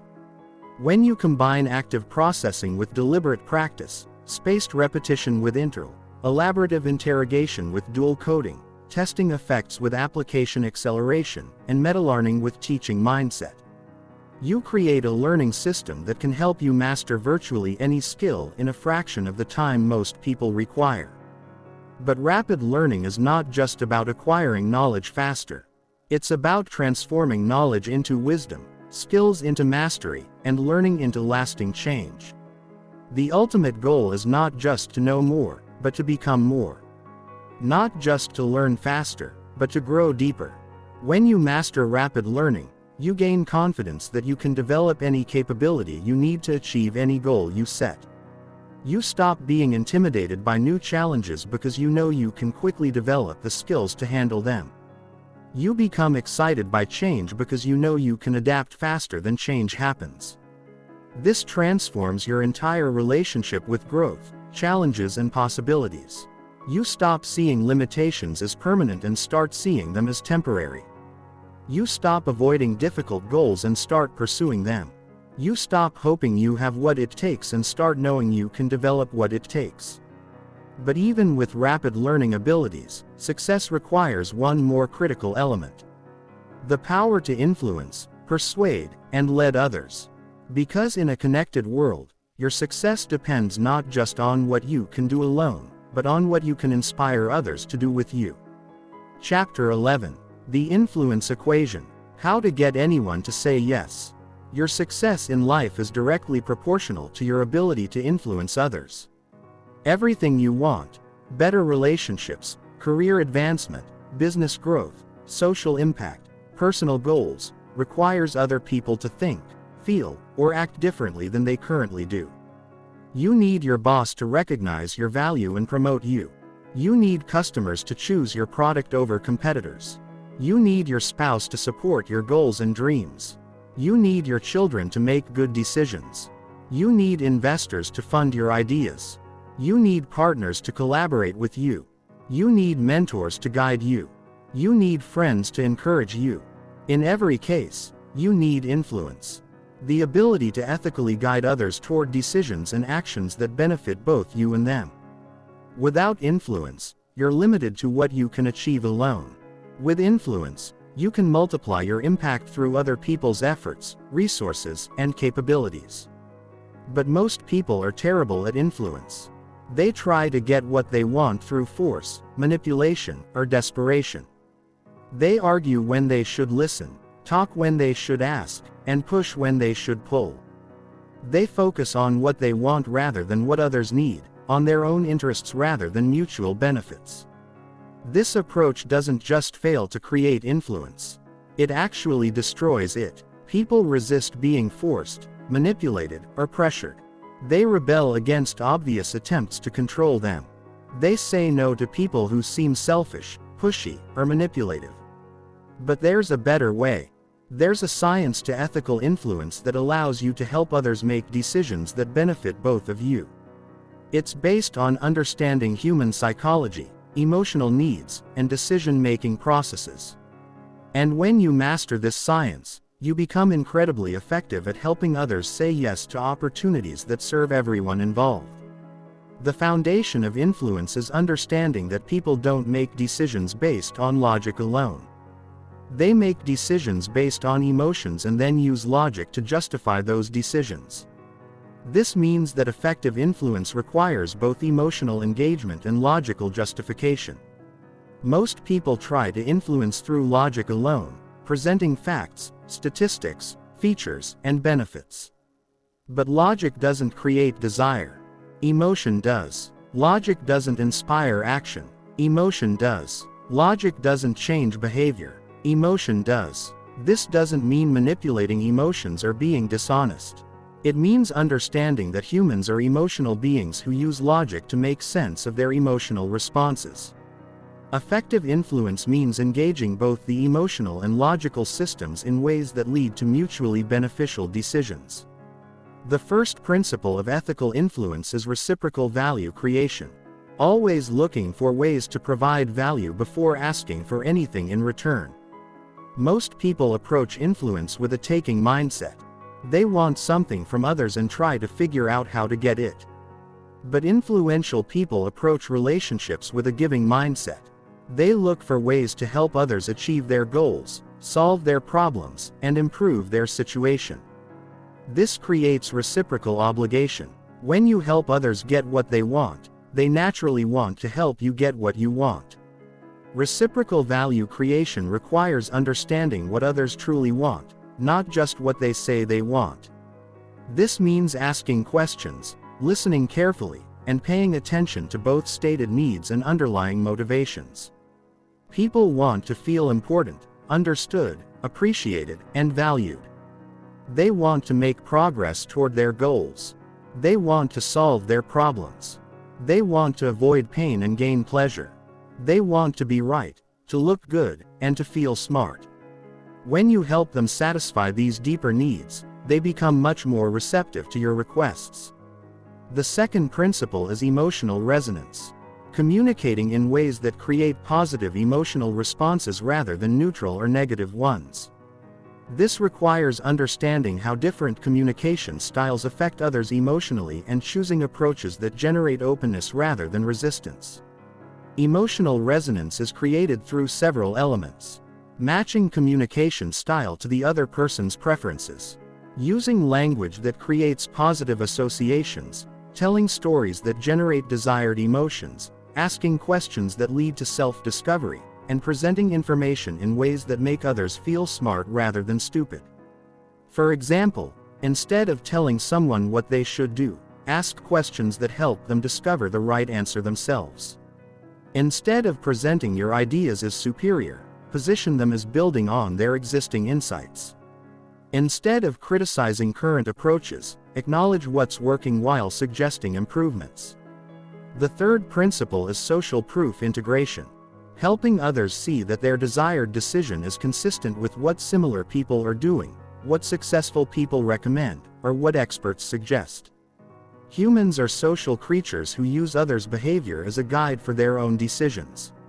Social proof is most effective when it comes from people the other person respects, admires, or identifies with. This might be industry leaders, successful peers, respected experts, or people in similar situations who have achieved desired results. But social proof must be authentic and relevant. False or exaggerated social proof destroys credibility and trust. The goal is to help others see that the decision you're suggesting is not unusual, risky, or stupid, but rather normal, safe, and smart. The fourth principle is authority positioning. Establishing yourself as a credible source of information and guidance without being arrogant or condescending. People are more likely to be influenced by those they perceive as knowledgeable, experienced, and trustworthy. Authority is built through demonstrated expertise, relevant experience, credible credentials, and consistent reliability.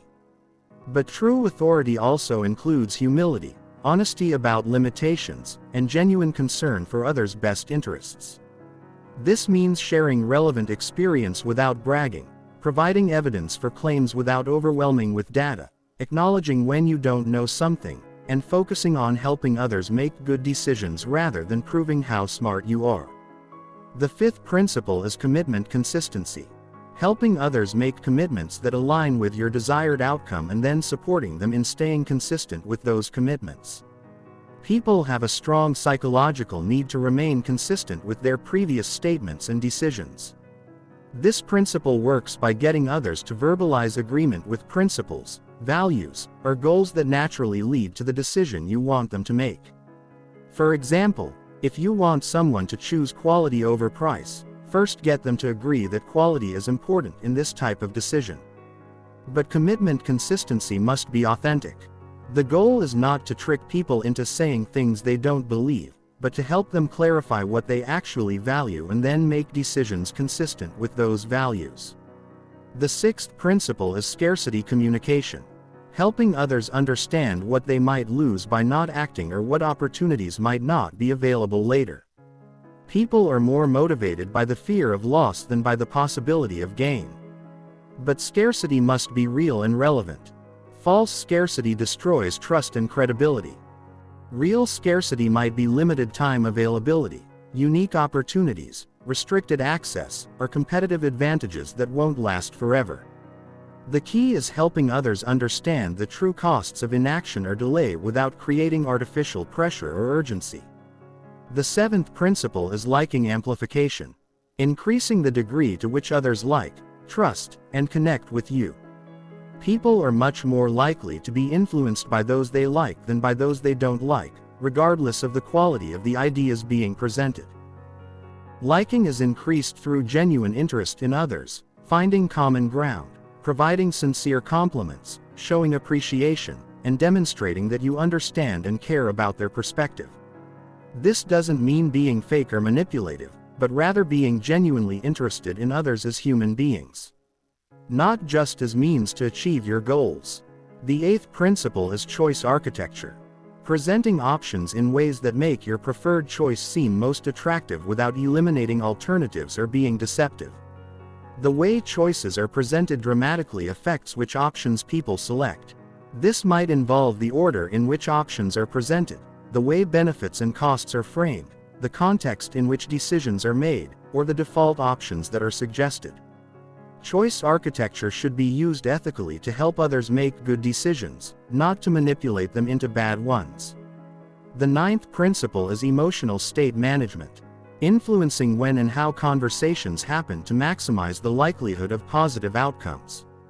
People make different decisions when they're in different emotional states. This means choosing appropriate times for important conversations, creating environments that support positive decision and helping others feel comfortable, confident, and optimistic during influence attempts. The 10th and final principle is long-term relationship focus. Prioritizing the quality of ongoing relationships over short-term gains. True influence is built over time through consistent demonstration of character, competence, and care for others' interests. This means sometimes accepting no for an answer, helping others make decisions that are truly in their best interests, even if those decisions don't immediately benefit you, and building trust through reliable behavior over extended periods. When you master these principles of ethical influence, you become incredibly effective at helping others make decisions that benefit everyone involved. You stop struggling to get what you want and start attracting opportunities, support, and collaboration. But influence is not just about getting others to say yes to your requests. It's about creating value for everyone involved, building relationships that last, and becoming the kind of person others want to help succeed. When you approach influence from this perspective, you become not just more effective but also more respected, more trusted, and more successful in every area of your life. However, even with great influence skills, extraordinary success requires one more critical capability: the ability to make excellent decisions under pressure, uncertainty, and complexity.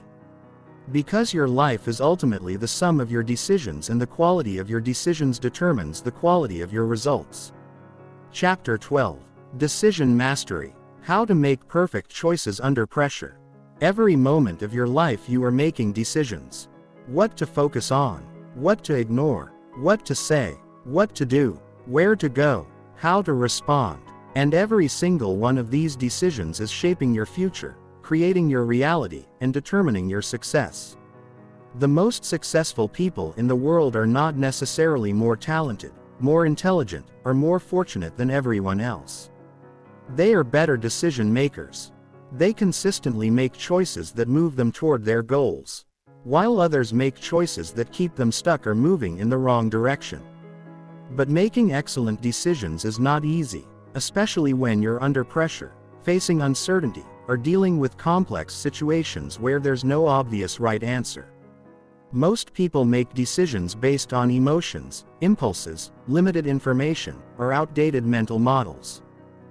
They choose what feels comfortable rather than what creates results, what seems safe rather than what offers opportunity, what others expect rather than what serves their goals.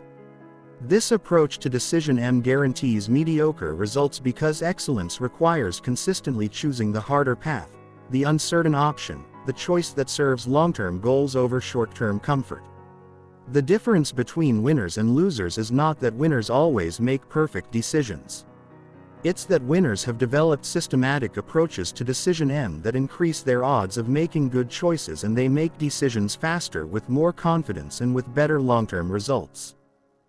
Decision mastery is the ability to consistently make high-quality choices regardless of external pressure, emotional state, or information availability. It's a learned skill that can be developed through understanding how decisions actually work and implementing systematic approaches that optimize decision quality. The foundation of decision mastery is understanding that most people make decisions backwards. They start with what they want, then look for reasons to justify that want, then convince themselves they're being logical and rational. But excellent decision makers start with clear criteria for what constitutes a good decision. Gather relevant information objectively. Consider multiple options systematically and choose based on which option best serves their long-term goals and values. This requires separating what you want from what you should choose, what feels good from what produces results, what seems right from what actually works. The first principle of decision mastery is values-based decision-making. Using your core values is the primary filter for evaluating options. Most people make decisions based on immediate circumstances, other people's expectations or emotional impulses. But values-based decision means first clarifying what you truly value. Then choosing options that align with and reinforce those values even when those choices are difficult, unpopular, or temporarily disadvantageous. This requires honest self-examination about what you actually value versus what you think you should value or what others expect you to value. Your true values are revealed not by what you say, but by what you consistently choose when faced with trade-offs. Values-based decision-making creates consistency across decisions and situations because you're using the same criteria regardless of external pressures. It also creates confidence because you know you're making decisions aligned with your authentic self rather than trying to please others or meet external expectations. The second principle is outcome visualization. Mentally experiencing the long-term consequences of different options before making a choice. Most people focus on immediate consequences while ignoring or underestimating long-term implications. But excellent decision makers develop the ability to project forward in time, imagining how different choices will affect their life, relationships, goals, and opportunities months or years in the future. This involves asking questions like, if I make this choice, where will I be in 1 year? How will this decision affect my relationships? What opportunities will this create or eliminate? What kind of person will this choice help me become? What will I regret more? Taking this risk or avoiding it? Outcome visualization helps you make decisions based on long-term consequences rather than short-term emotions or immediate convenience. The third principle is opportunity cost analysis. Explicitly considering what you're giving up when you choose one option over others. Every choice involves trade-offs, but most people focus only on what they're gaining while ignoring what they're sacrificing. Excellent decision makers ask, what else could I do with this time, energy, or resources? What opportunities am I closing off by choosing this path? What are the hidden costs of this choice? What might I regret not pursuing? This analysis often reveals that apparently attractive options become less appealing when you consider their full costs, while seemingly difficult options become more attractive when you consider their long-term benefits. The fourth principle is information optimization. Gathering enough information to make a good decision without getting trapped in endless analysis or paralyzed by uncertainty. Most people either make decisions with insufficient information or waste excessive time trying to achieve perfect certainty that never comes. Information optimization means identifying what information is truly necessary for a good decision. Gathering that information efficiently and making a choice once you have enough information to proceed confidently. This requires distinguishing between information that would be nice to have and information that's actually necessary. Setting deadlines for information gathering and accepting that some uncertainty is always present in important decisions. The fifth principle is emotional regulation. Making decisions from clear, calm mental states rather than being driven by temporary emotions like fear, anger, excitement, or desperation. Emotions provide valuable information, but they shouldn't control decision. This means recognizing when you're in a poor emotional state for decision and either waiting until you're calmer or using systematic processes to overcome emotional bias. Techniques for emotional regulation include taking time between feeling an emotion and making a decision, seeking outside perspectives from trusted advisors, using structured decision-making frameworks, and asking how you would advise someone else in the same situation.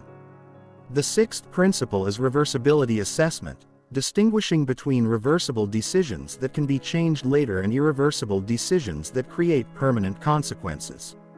Many people treat all decisions as equally important and agonize over choices that don't actually matter much. Reversible decisions should be made quickly with minimal analysis because you can always adjust course later. Irreversible decisions deserve more time, analysis, and consultation because you have to live with the consequences permanently. This principle helps you allocate appropriate amounts of mental energy to different types of decisions and avoid perfectionism on choices that don't require it. The seventh principle is multiple option generation, creating several viable alternatives rather than just comparing the obvious choices. Most people limit themselves to binary thinking, yes or no, this or that, without considering creative alternatives that might be better than any of the obvious options. Excellent decision makers force themselves to generate multiple options, especially when the obvious choices all seem unsatisfactory. They ask, what other ways could I approach this? What would someone more creative do? What options am I not seeing? What would be possible if I had unlimited resources? This process often reveals solutions that combine the benefits of different approaches while avoiding their limitations. The eighth principle is devil's advocate analysis, systematically considering what could go wrong with your preferred choice and how you would handle those scenarios. Most people focus on why their preferred option will work while ignoring potential problems. But excellent decision makers deliberately look for holes in their reasoning, imagine worst-case scenarios, and plan for how they would respond if things don't go as expected. This doesn't mean becoming paralyzed by potential problems, but rather making more robust decisions by considering a full range of possibilities. The ninth principle is consultation strategy. Seeking input from others who have relevant experience, different perspectives or stakes in the outcome. Most people either make decisions in isolation or seek input from whoever happens to be available rather than strategically choosing advisors. Strategic consultation means identifying who has experience with similar decisions, who understands the context well, who will give honest feedback rather than just telling you what they think you want to hear, and who has demonstrated good judgment in their own decisions. The 10th principle is implementation planning. Considering not just what decision to make, but how you will execute that decision effectively. Many good decisions fail because of poor implementation and some mediocre decisions succeed because of excellent execution. This means asking, how will I actually implement this choice? What resources will I need? What obstacles might I encounter? What support will I require? How will I measure progress? What will I do if things don't go according to plan? Implementation planning often reveals that certain options are more difficult than they initially appeared, while other options are more feasible than expected. When you master these principles of Decision M, you become incredibly effective at navigating complex situations, uncertain environments, and high-pressure circumstances. You stop second-guessing yourself and start trusting your judgment. You stop avoiding difficult decisions and start making them confidently. But most importantly, you start creating a life that reflects your true values, serves your long-term goals, and moves you consistently toward the future you want to create. Because ultimately, your life is nothing more and nothing less than the cumulative result of every decision you make. And when you master the art of Decision M, you master the art of life design. However, even with perfect decision-making skills, extraordinary success requires one final element. The ability to persist when progress is slow, when obstacles multiply, and when everyone else would quit. You need to understand the true nature of success and how to maintain momentum even when results are delayed. Chapter 13. The 1% Rule. How small daily improvements create exponential growth. What if I told you that everything you've been taught about success is wrong? That the people who achieve the highest levels of greatness, the top 1% in business, sports, science, and creativity, don't get there through huge dramatic changes overnight. That the biggest transformations, the most mind-blowing achievements, and the seemingly superhuman skills are not the result of sudden breakthroughs or once-in-a-lifetime talent, but something much simpler. Most people believe that success comes from massive action, from taking huge leaps, from working harder than everyone else all at once. And while hard work is important, it's not the real reason why the best become the best. The truth is much more subtle. So subtle in fact that most people ignore it. The real secret to success is the 1% rule. The idea is simple. If you improve by just 1% every single day, the results over time will be exponential. That tiny effort, that small push, that slight improvement compounds, builds on itself, and before you know it, you're light years ahead of everyone else. But here's the problem. Most people never apply this rule. They look for shortcuts. They want immediate results. They get impatient. They do something for a few days, don't see progress, and quit. And that's why they fail. Because success isn't about what you do once. It's about what you do every single day without fail, even when nobody is watching. By the end of this chapter, you will understand exactly how to apply the 1% rule in your life. You will have a clear step-by-step process for using this principle to master any skill, build insane levels of discipline, and create unstoppable momentum toward your goals. If you commit to this, your life will never be the same. Why small daily improvements are more powerful than huge efforts. Most people fail at self-improvement because they think too big and too short-term. They believe success comes from extreme action, from 10-hour work days, from pushing themselves until they collapse. But that approach is unsustainable. Look at the people who set New Year's resolutions. They start off strong, hitting the gym every day, working on their goals obsessively, but within a few weeks, they burn out. Why? Because they relied on motivation instead of habits. They tried to do too much too soon instead of focusing on tiny consistent gains. Now compare that to someone who commits to just 1% improvement every day.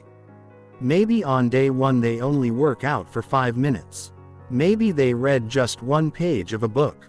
Maybe they practice their skill for just 10 minutes. It doesn't seem like much, but the difference is that they do it every single day without fail. And here's where the magic happens. After 1 year, they are 37 times better than when they started. After 2 years, they are hundreds of times better. After 5 years, they are unrecognizable. This is the power of compounding improvement. The people who dominate their fields don't become great overnight. They build their skills little by little, day after day, until they reach a level that most people can't even comprehend. The lesson here: forget trying to change your life overnight. Instead, focus on small, consistent actions. The results will shock you. The science of compounding. Why tiny gains lead to massive success. To understand why the 1% rule works, let's look at how compounding functions in other areas of life. In finance, if you invest $100 and it grows by 1% every day, it doesn't just increase by $1 each day. Instead, the new amount gets 1% added to it as well, and then again the next day, and so on. Over time, this leads to exponential growth. What starts as small, barely noticeable changes suddenly explodes into huge gains. The same principle applies to your skills, knowledge, and habits. If you improve by 1% today, then 1% more tomorrow, and keep going, your abilities don't just grow, they multiply. What started as small gains compounds into exponential improvement. Why small gains beat big inconsistent efforts? Most people rely on random bursts of motivation. They work hard one day, then slack off the next. They cram study sessions instead of learning a little bit every day. They go on extreme diets instead of making small sustainable changes. And then they wonder why they never get long-term results. But the truth is, massive inconsistent action doesn't work. What works is relentless consistency. Reading 10 pages a day beats reading 100 pages once a month. Doing 10 push-ups every day beats going to the gym once a week. Writing 100 words daily beats waiting for inspiration to write an entire chapter. This is why the 1% rule is so powerful. It allows you to build unstoppable momentum without burning out. How to apply the 1% rule in your life. Step-by-step guide. Now, let's get practical. Here's exactly how to use the 1% rule to transform any area of your life. Step 1. Choose one area for improvement. The biggest mistake people make is trying to improve everything at once.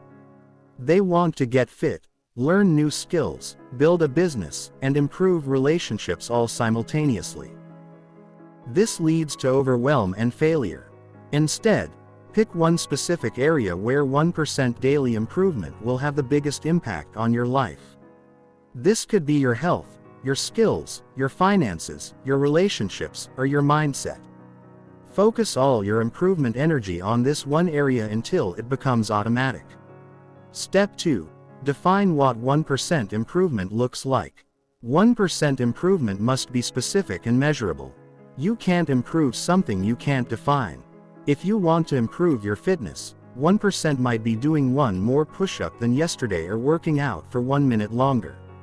If you want to improve your knowledge, 1% might be reading one more page than yesterday or learning one new fact. The key is making the improvement so small that it feels almost ridiculous not to do it. If your improvement feels difficult or overwhelming, it's too big. Make it smaller. Step 3. Track your progress daily. What gets measured gets managed. Create a simple tracking system where you record your daily improvement. This could be a journal, a spreadsheet, or a simple checklist. The active tracking creates accountability and helps you see your progress over time. Step 4. Never break the chain. Your goal is to improve every single day without exception. Some days you'll feel motivated and want to do more. That's fine. But don't make the mistake of trying to catch up for missed days by doing huge amounts. Consistency beats intensity every time. If you miss a day, don't try to make up for it by doing double the next day. Just get back on track immediately. The power is in the consistency, not in the size of individual efforts. Step 5. Trust the process. This is the hardest part because you won't see dramatic results immediately. 1% improvement is subtle. After 1 week, you'll barely notice a difference. After 1 month, the changes will still be small, but after 6 months, you'll start to see significant progress. After 1 year, the transformation will be undeniable. Most people quit during the first few months because they don't see instant results. But if you trust the math, if you believe in compounding, if you stay consistent, the results become inevitable. The compound effect in different areas of life. Let's look at how the 1% rule applies to specific areas. Health and fitness. Instead of trying to work out for 2 hours on day 1, commit to 5 minutes of exercise every day. Gradually increase by small amounts. After 1 year, you'll have built a sustainable exercise habit and seen significant improvements in your health. Learning and skills. Instead of trying to read an entire book in one sitting, commit to reading 1 page every day or practice a skill for just 10 minutes daily. The consistency will compound into mastery over time, business, and career. Instead of trying to completely overhaul your work performance overnight, focus on improving one small aspect of your job every day. This could be learning one new technique, making one more sales call, or improving one process. Finances. Instead of trying to save a huge amount of money all at once, commit to saving 1% more than yesterday or cutting one small expense daily. Over time, these small changes create significant financial improvements. Relationships. Instead of trying to completely transform your relationships overnight, commit to one small act of kindness, appreciation, or communication improvement every day. The key in every area is the same. Small, consistent, daily improvements that compound over time into extraordinary results. Why most people fail at the 1% rule. Even though the concept is simple, most people struggle to implement it successfully. Here are the biggest mistakes and how to avoid them. Mistake 1. Making improvements too big. If your daily improvement feels difficult or requires significant willpower, it's too big. The improvement should be so small that it's easier to do it than not to do it. Mistake 2. Trying to improve too many areas at once. Focus on one area until the improvement becomes automatic, then add another area. Mistake 3. Expecting immediate results. The 1% rule works through compounding, which means results start small and grow exponentially. Trust the process even when progress seems slow. Mistake 4. Breaking the chain and giving up. Missing one day isn't failure. Giving up is failure. If you miss a day, just get back on track immediately. Mistake 5. Not tracking progress. Without measurement, you can't see improvement and you lose motivation. Track your daily actions and celebrate small wins. The psychology of compound improvement. Understanding why the 1% rule works psychologically is crucial for long-term success. First, small improvements don't trigger resistance. Your brain resists big changes because they feel threatening and overwhelming, but tiny changes fly under the radar of your psychological defense systems. Second, small daily wins create positive momentum. Every time you complete your 1% improvement, you reinforce the identity of someone who follows through on commitments. This builds confidence and motivation that carries over to other areas of your life. Third, consistency builds neural pathways. The more often you repeat a behavior, the stronger the neural pathway becomes. Eventually, the improvement becomes automatic, requiring no willpower or conscious effort. Fourth, compound improvements create visible progress over time. While individual daily improvements are small, the cumulative effect becomes undeniable. This visible progress creates motivation to continue. The 1% rule for mindset transformation. The most powerful application of the 1% rule is transforming your mindset and mental habits. Instead of trying to completely change your thinking overnight, commit to catching one negative thought per day and replacing it with a positive one. Or practice gratitude for just one thing daily, or visualize success for just 1 minute each day. These small mental improvements compound into completely transformed thinking patterns over time.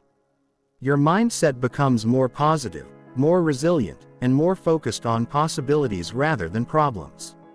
Advanced strategies for accelerating the 1% rule. Once you've mastered basic 1% improvement, you can accelerate your progress with these advanced strategies. Strategy 1. Compound across multiple dimensions. Instead of just improving quantity, also improve quality. For example, if you're reading 1 page per day, also focus on improving comprehension and retention. Strategy 2. Create improvement systems. Build systems that make 1% improvement automatic. This could be setting up your environment to support improvement, creating accountability partnerships, or designing rewards for consistency. Strategy 3. Stack improvements. Once one improvement becomes automatic, add another small improvement to the same routine. This creates compound improvements within the same time investment. Strategy 4. Focus on leverage points. Identify which improvements will have the biggest impact on your overall success and prioritize those areas. The lifetime impact of the 1% rule. When you truly embrace the 1% rule, it transforms more than just specific skills or habits. It changes your entire approach to life. You stop looking for quick fixes and start building sustainable systems. You stop being frustrated by slow progress and start trusting in compound growth. You stop comparing yourself to others and start focusing on your own continuous improvement. Most importantly, you develop what I call improvement identity. You become someone who gets a little bit better every day regardless of circumstances, emotions, or external pressures. This identity shift is the real power of the 1% rule. It's not just about achieving specific goals. It's about becoming the kind of person who continuously grows, adapts, and improves throughout their entire life. People with improvement identity never stop learning, never stop growing, and never stop challenging themselves. They understand that mastery is not a destination, but a journey, not an achievement, but a process. And because they're always improving, they're always moving ahead of the competition, always adapting to change, always becoming more valuable and more capable. The choice is yours. You can continue looking for shortcuts, hoping for breakthrough moments, and getting frustrated by slow progress. Or you can embrace the 1% rule, trust in compound improvement, and systematically build the life you want through consistent daily growth. But remember, the 1% rule only works if you work it. Knowledge without application is just entertainment. Understanding without implementation is just interesting information. Your transformation starts today with one small improvement that you commit to repeating every single day without fail. What will your 1% be? Conclusion: becoming unstoppable. You now possess something that 99% of people will never have. A complete blueprint for mental transformation. You understand how your brain works, how beliefs are formed, how habits are created, and how success is engineered. You know the difference between winner thinking and loser thinking. You have the tools to reprogram your subconscious, build unshakable confidence, develop iron discipline, and create unstoppable momentum. But knowledge alone changes nothing. Information without implementation is just entertainment. Everything you've learned in this video will remain theoretical until you take action. Right now, you're at a crossroads. You can close this video, go back to your normal routine, and let these insights fade into forgotten information. Or you can make a decision that changes everything. You can choose to become someone different, someone better, someone unstoppable. The choice is entirely yours. But understand this: the window of opportunity for transformation is small. Motivation is temporary. Inspiration fades. The excitement you feel right now will diminish if you don't take immediate action to convert it into concrete changes. Your brain is most open to new programming immediately after receiving new information. This is the moment when neural pathways are most flexible, when old patterns are most vulnerable, when new habits are most likely to take root. So here's what you're going to do right now before you do anything else. Choose one area of your life where you want to see transformation. Is it your confidence, your discipline, your mindset, your execution, your learning ability? Pick one specific area that, if improved, would have the biggest impact on your overall success. Define what 1% improvement looks like in that area. Make it specific, measurable, and so small that it would be ridiculous not to do it. If you chose confidence, 1% might be making one comment in a meeting, introducing yourself to one new person, or standing with better posture for 1 hour. If you chose discipline, 1% might be waking up 5 minutes earlier, doing one push-up, or working on your most important task for 10 minutes. Commit to that 1% improvement every single day for the next 30 days. Write it down, schedule it, track it, make it non-negotiable. But more importantly, understand what you're really committing to. You're not just committing to a small daily action. You're committing to becoming a different person. You're choosing to be someone who follows through on commitments, someone who prioritizes growth over comfort, someone who takes control of their life instead of being controlled by circumstances. Every time you complete your 1% improvement, you're not just getting a little bit better at something specific. You're reinforcing the identity of a winner. You're proving to yourself that you are someone who does what they say they'll do, regardless of how they feel. This identity shift is more valuable than any specific skill or achievement because identity determines everything else. When you truly become someone who always follows through, someone who never gives up, someone who continuously improves, success becomes inevitable. The path forward is simple but not easy. You will face resistance. Your old programming will fight back. Your brain will try to pull you back to familiar patterns. You will have days when you don't feel like improving, when you want to quit, when you question whether it's worth it. This is normal. This is expected. This is part of the process. The difference between winners and losers is not that winners don't face resistance. It's that winners push through resistance while losers use resistance as an excuse to quit. Remember, you are rewiring your brain. You are installing new programming. You are becoming a different person. This level of transformation requires patience, persistence, and absolute commitment to the process. But if you stay consistent, if you trust the science, if you commit to daily improvement, regardless of how you feel, you will experience a transformation that will shock you. Not overnight, but over time. Not through dramatic breakthroughs, but through compound growth. 6 months from now, if you apply what you've learned, you will not recognize the person you are today. Your confidence will be unshakable. Your discipline will be automatic. Your mindset will be unstoppable. Your execution will be relentless. Your growth will be continuous. People will notice the change. They'll ask what happened to you, what you've been doing differently, why you seem so confident and focused and successful. And you'll know that it wasn't luck. It wasn't a miracle. It wasn't some external force that transformed your life. It was you taking control of your mind, systematically reprogramming your brain, and consistently applying the principles of mental mastery until transformation became inevitable.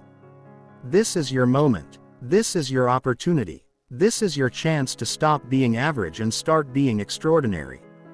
To stop hoping for success and start engineering it. To stop letting life happen to you and start making life happen for you. The only question left is, are you ready to become unstoppable? Your future self is waiting. The person you're capable of becoming is already inside you, ready to emerge. But that person will only appear if you make the choice, take the action, and commit to the process. The time for excuses is over. The time for hoping is finished. The time for transformation is now. Welcome to your new life. Welcome to becoming unstoppable. The journey starts with your very next decision.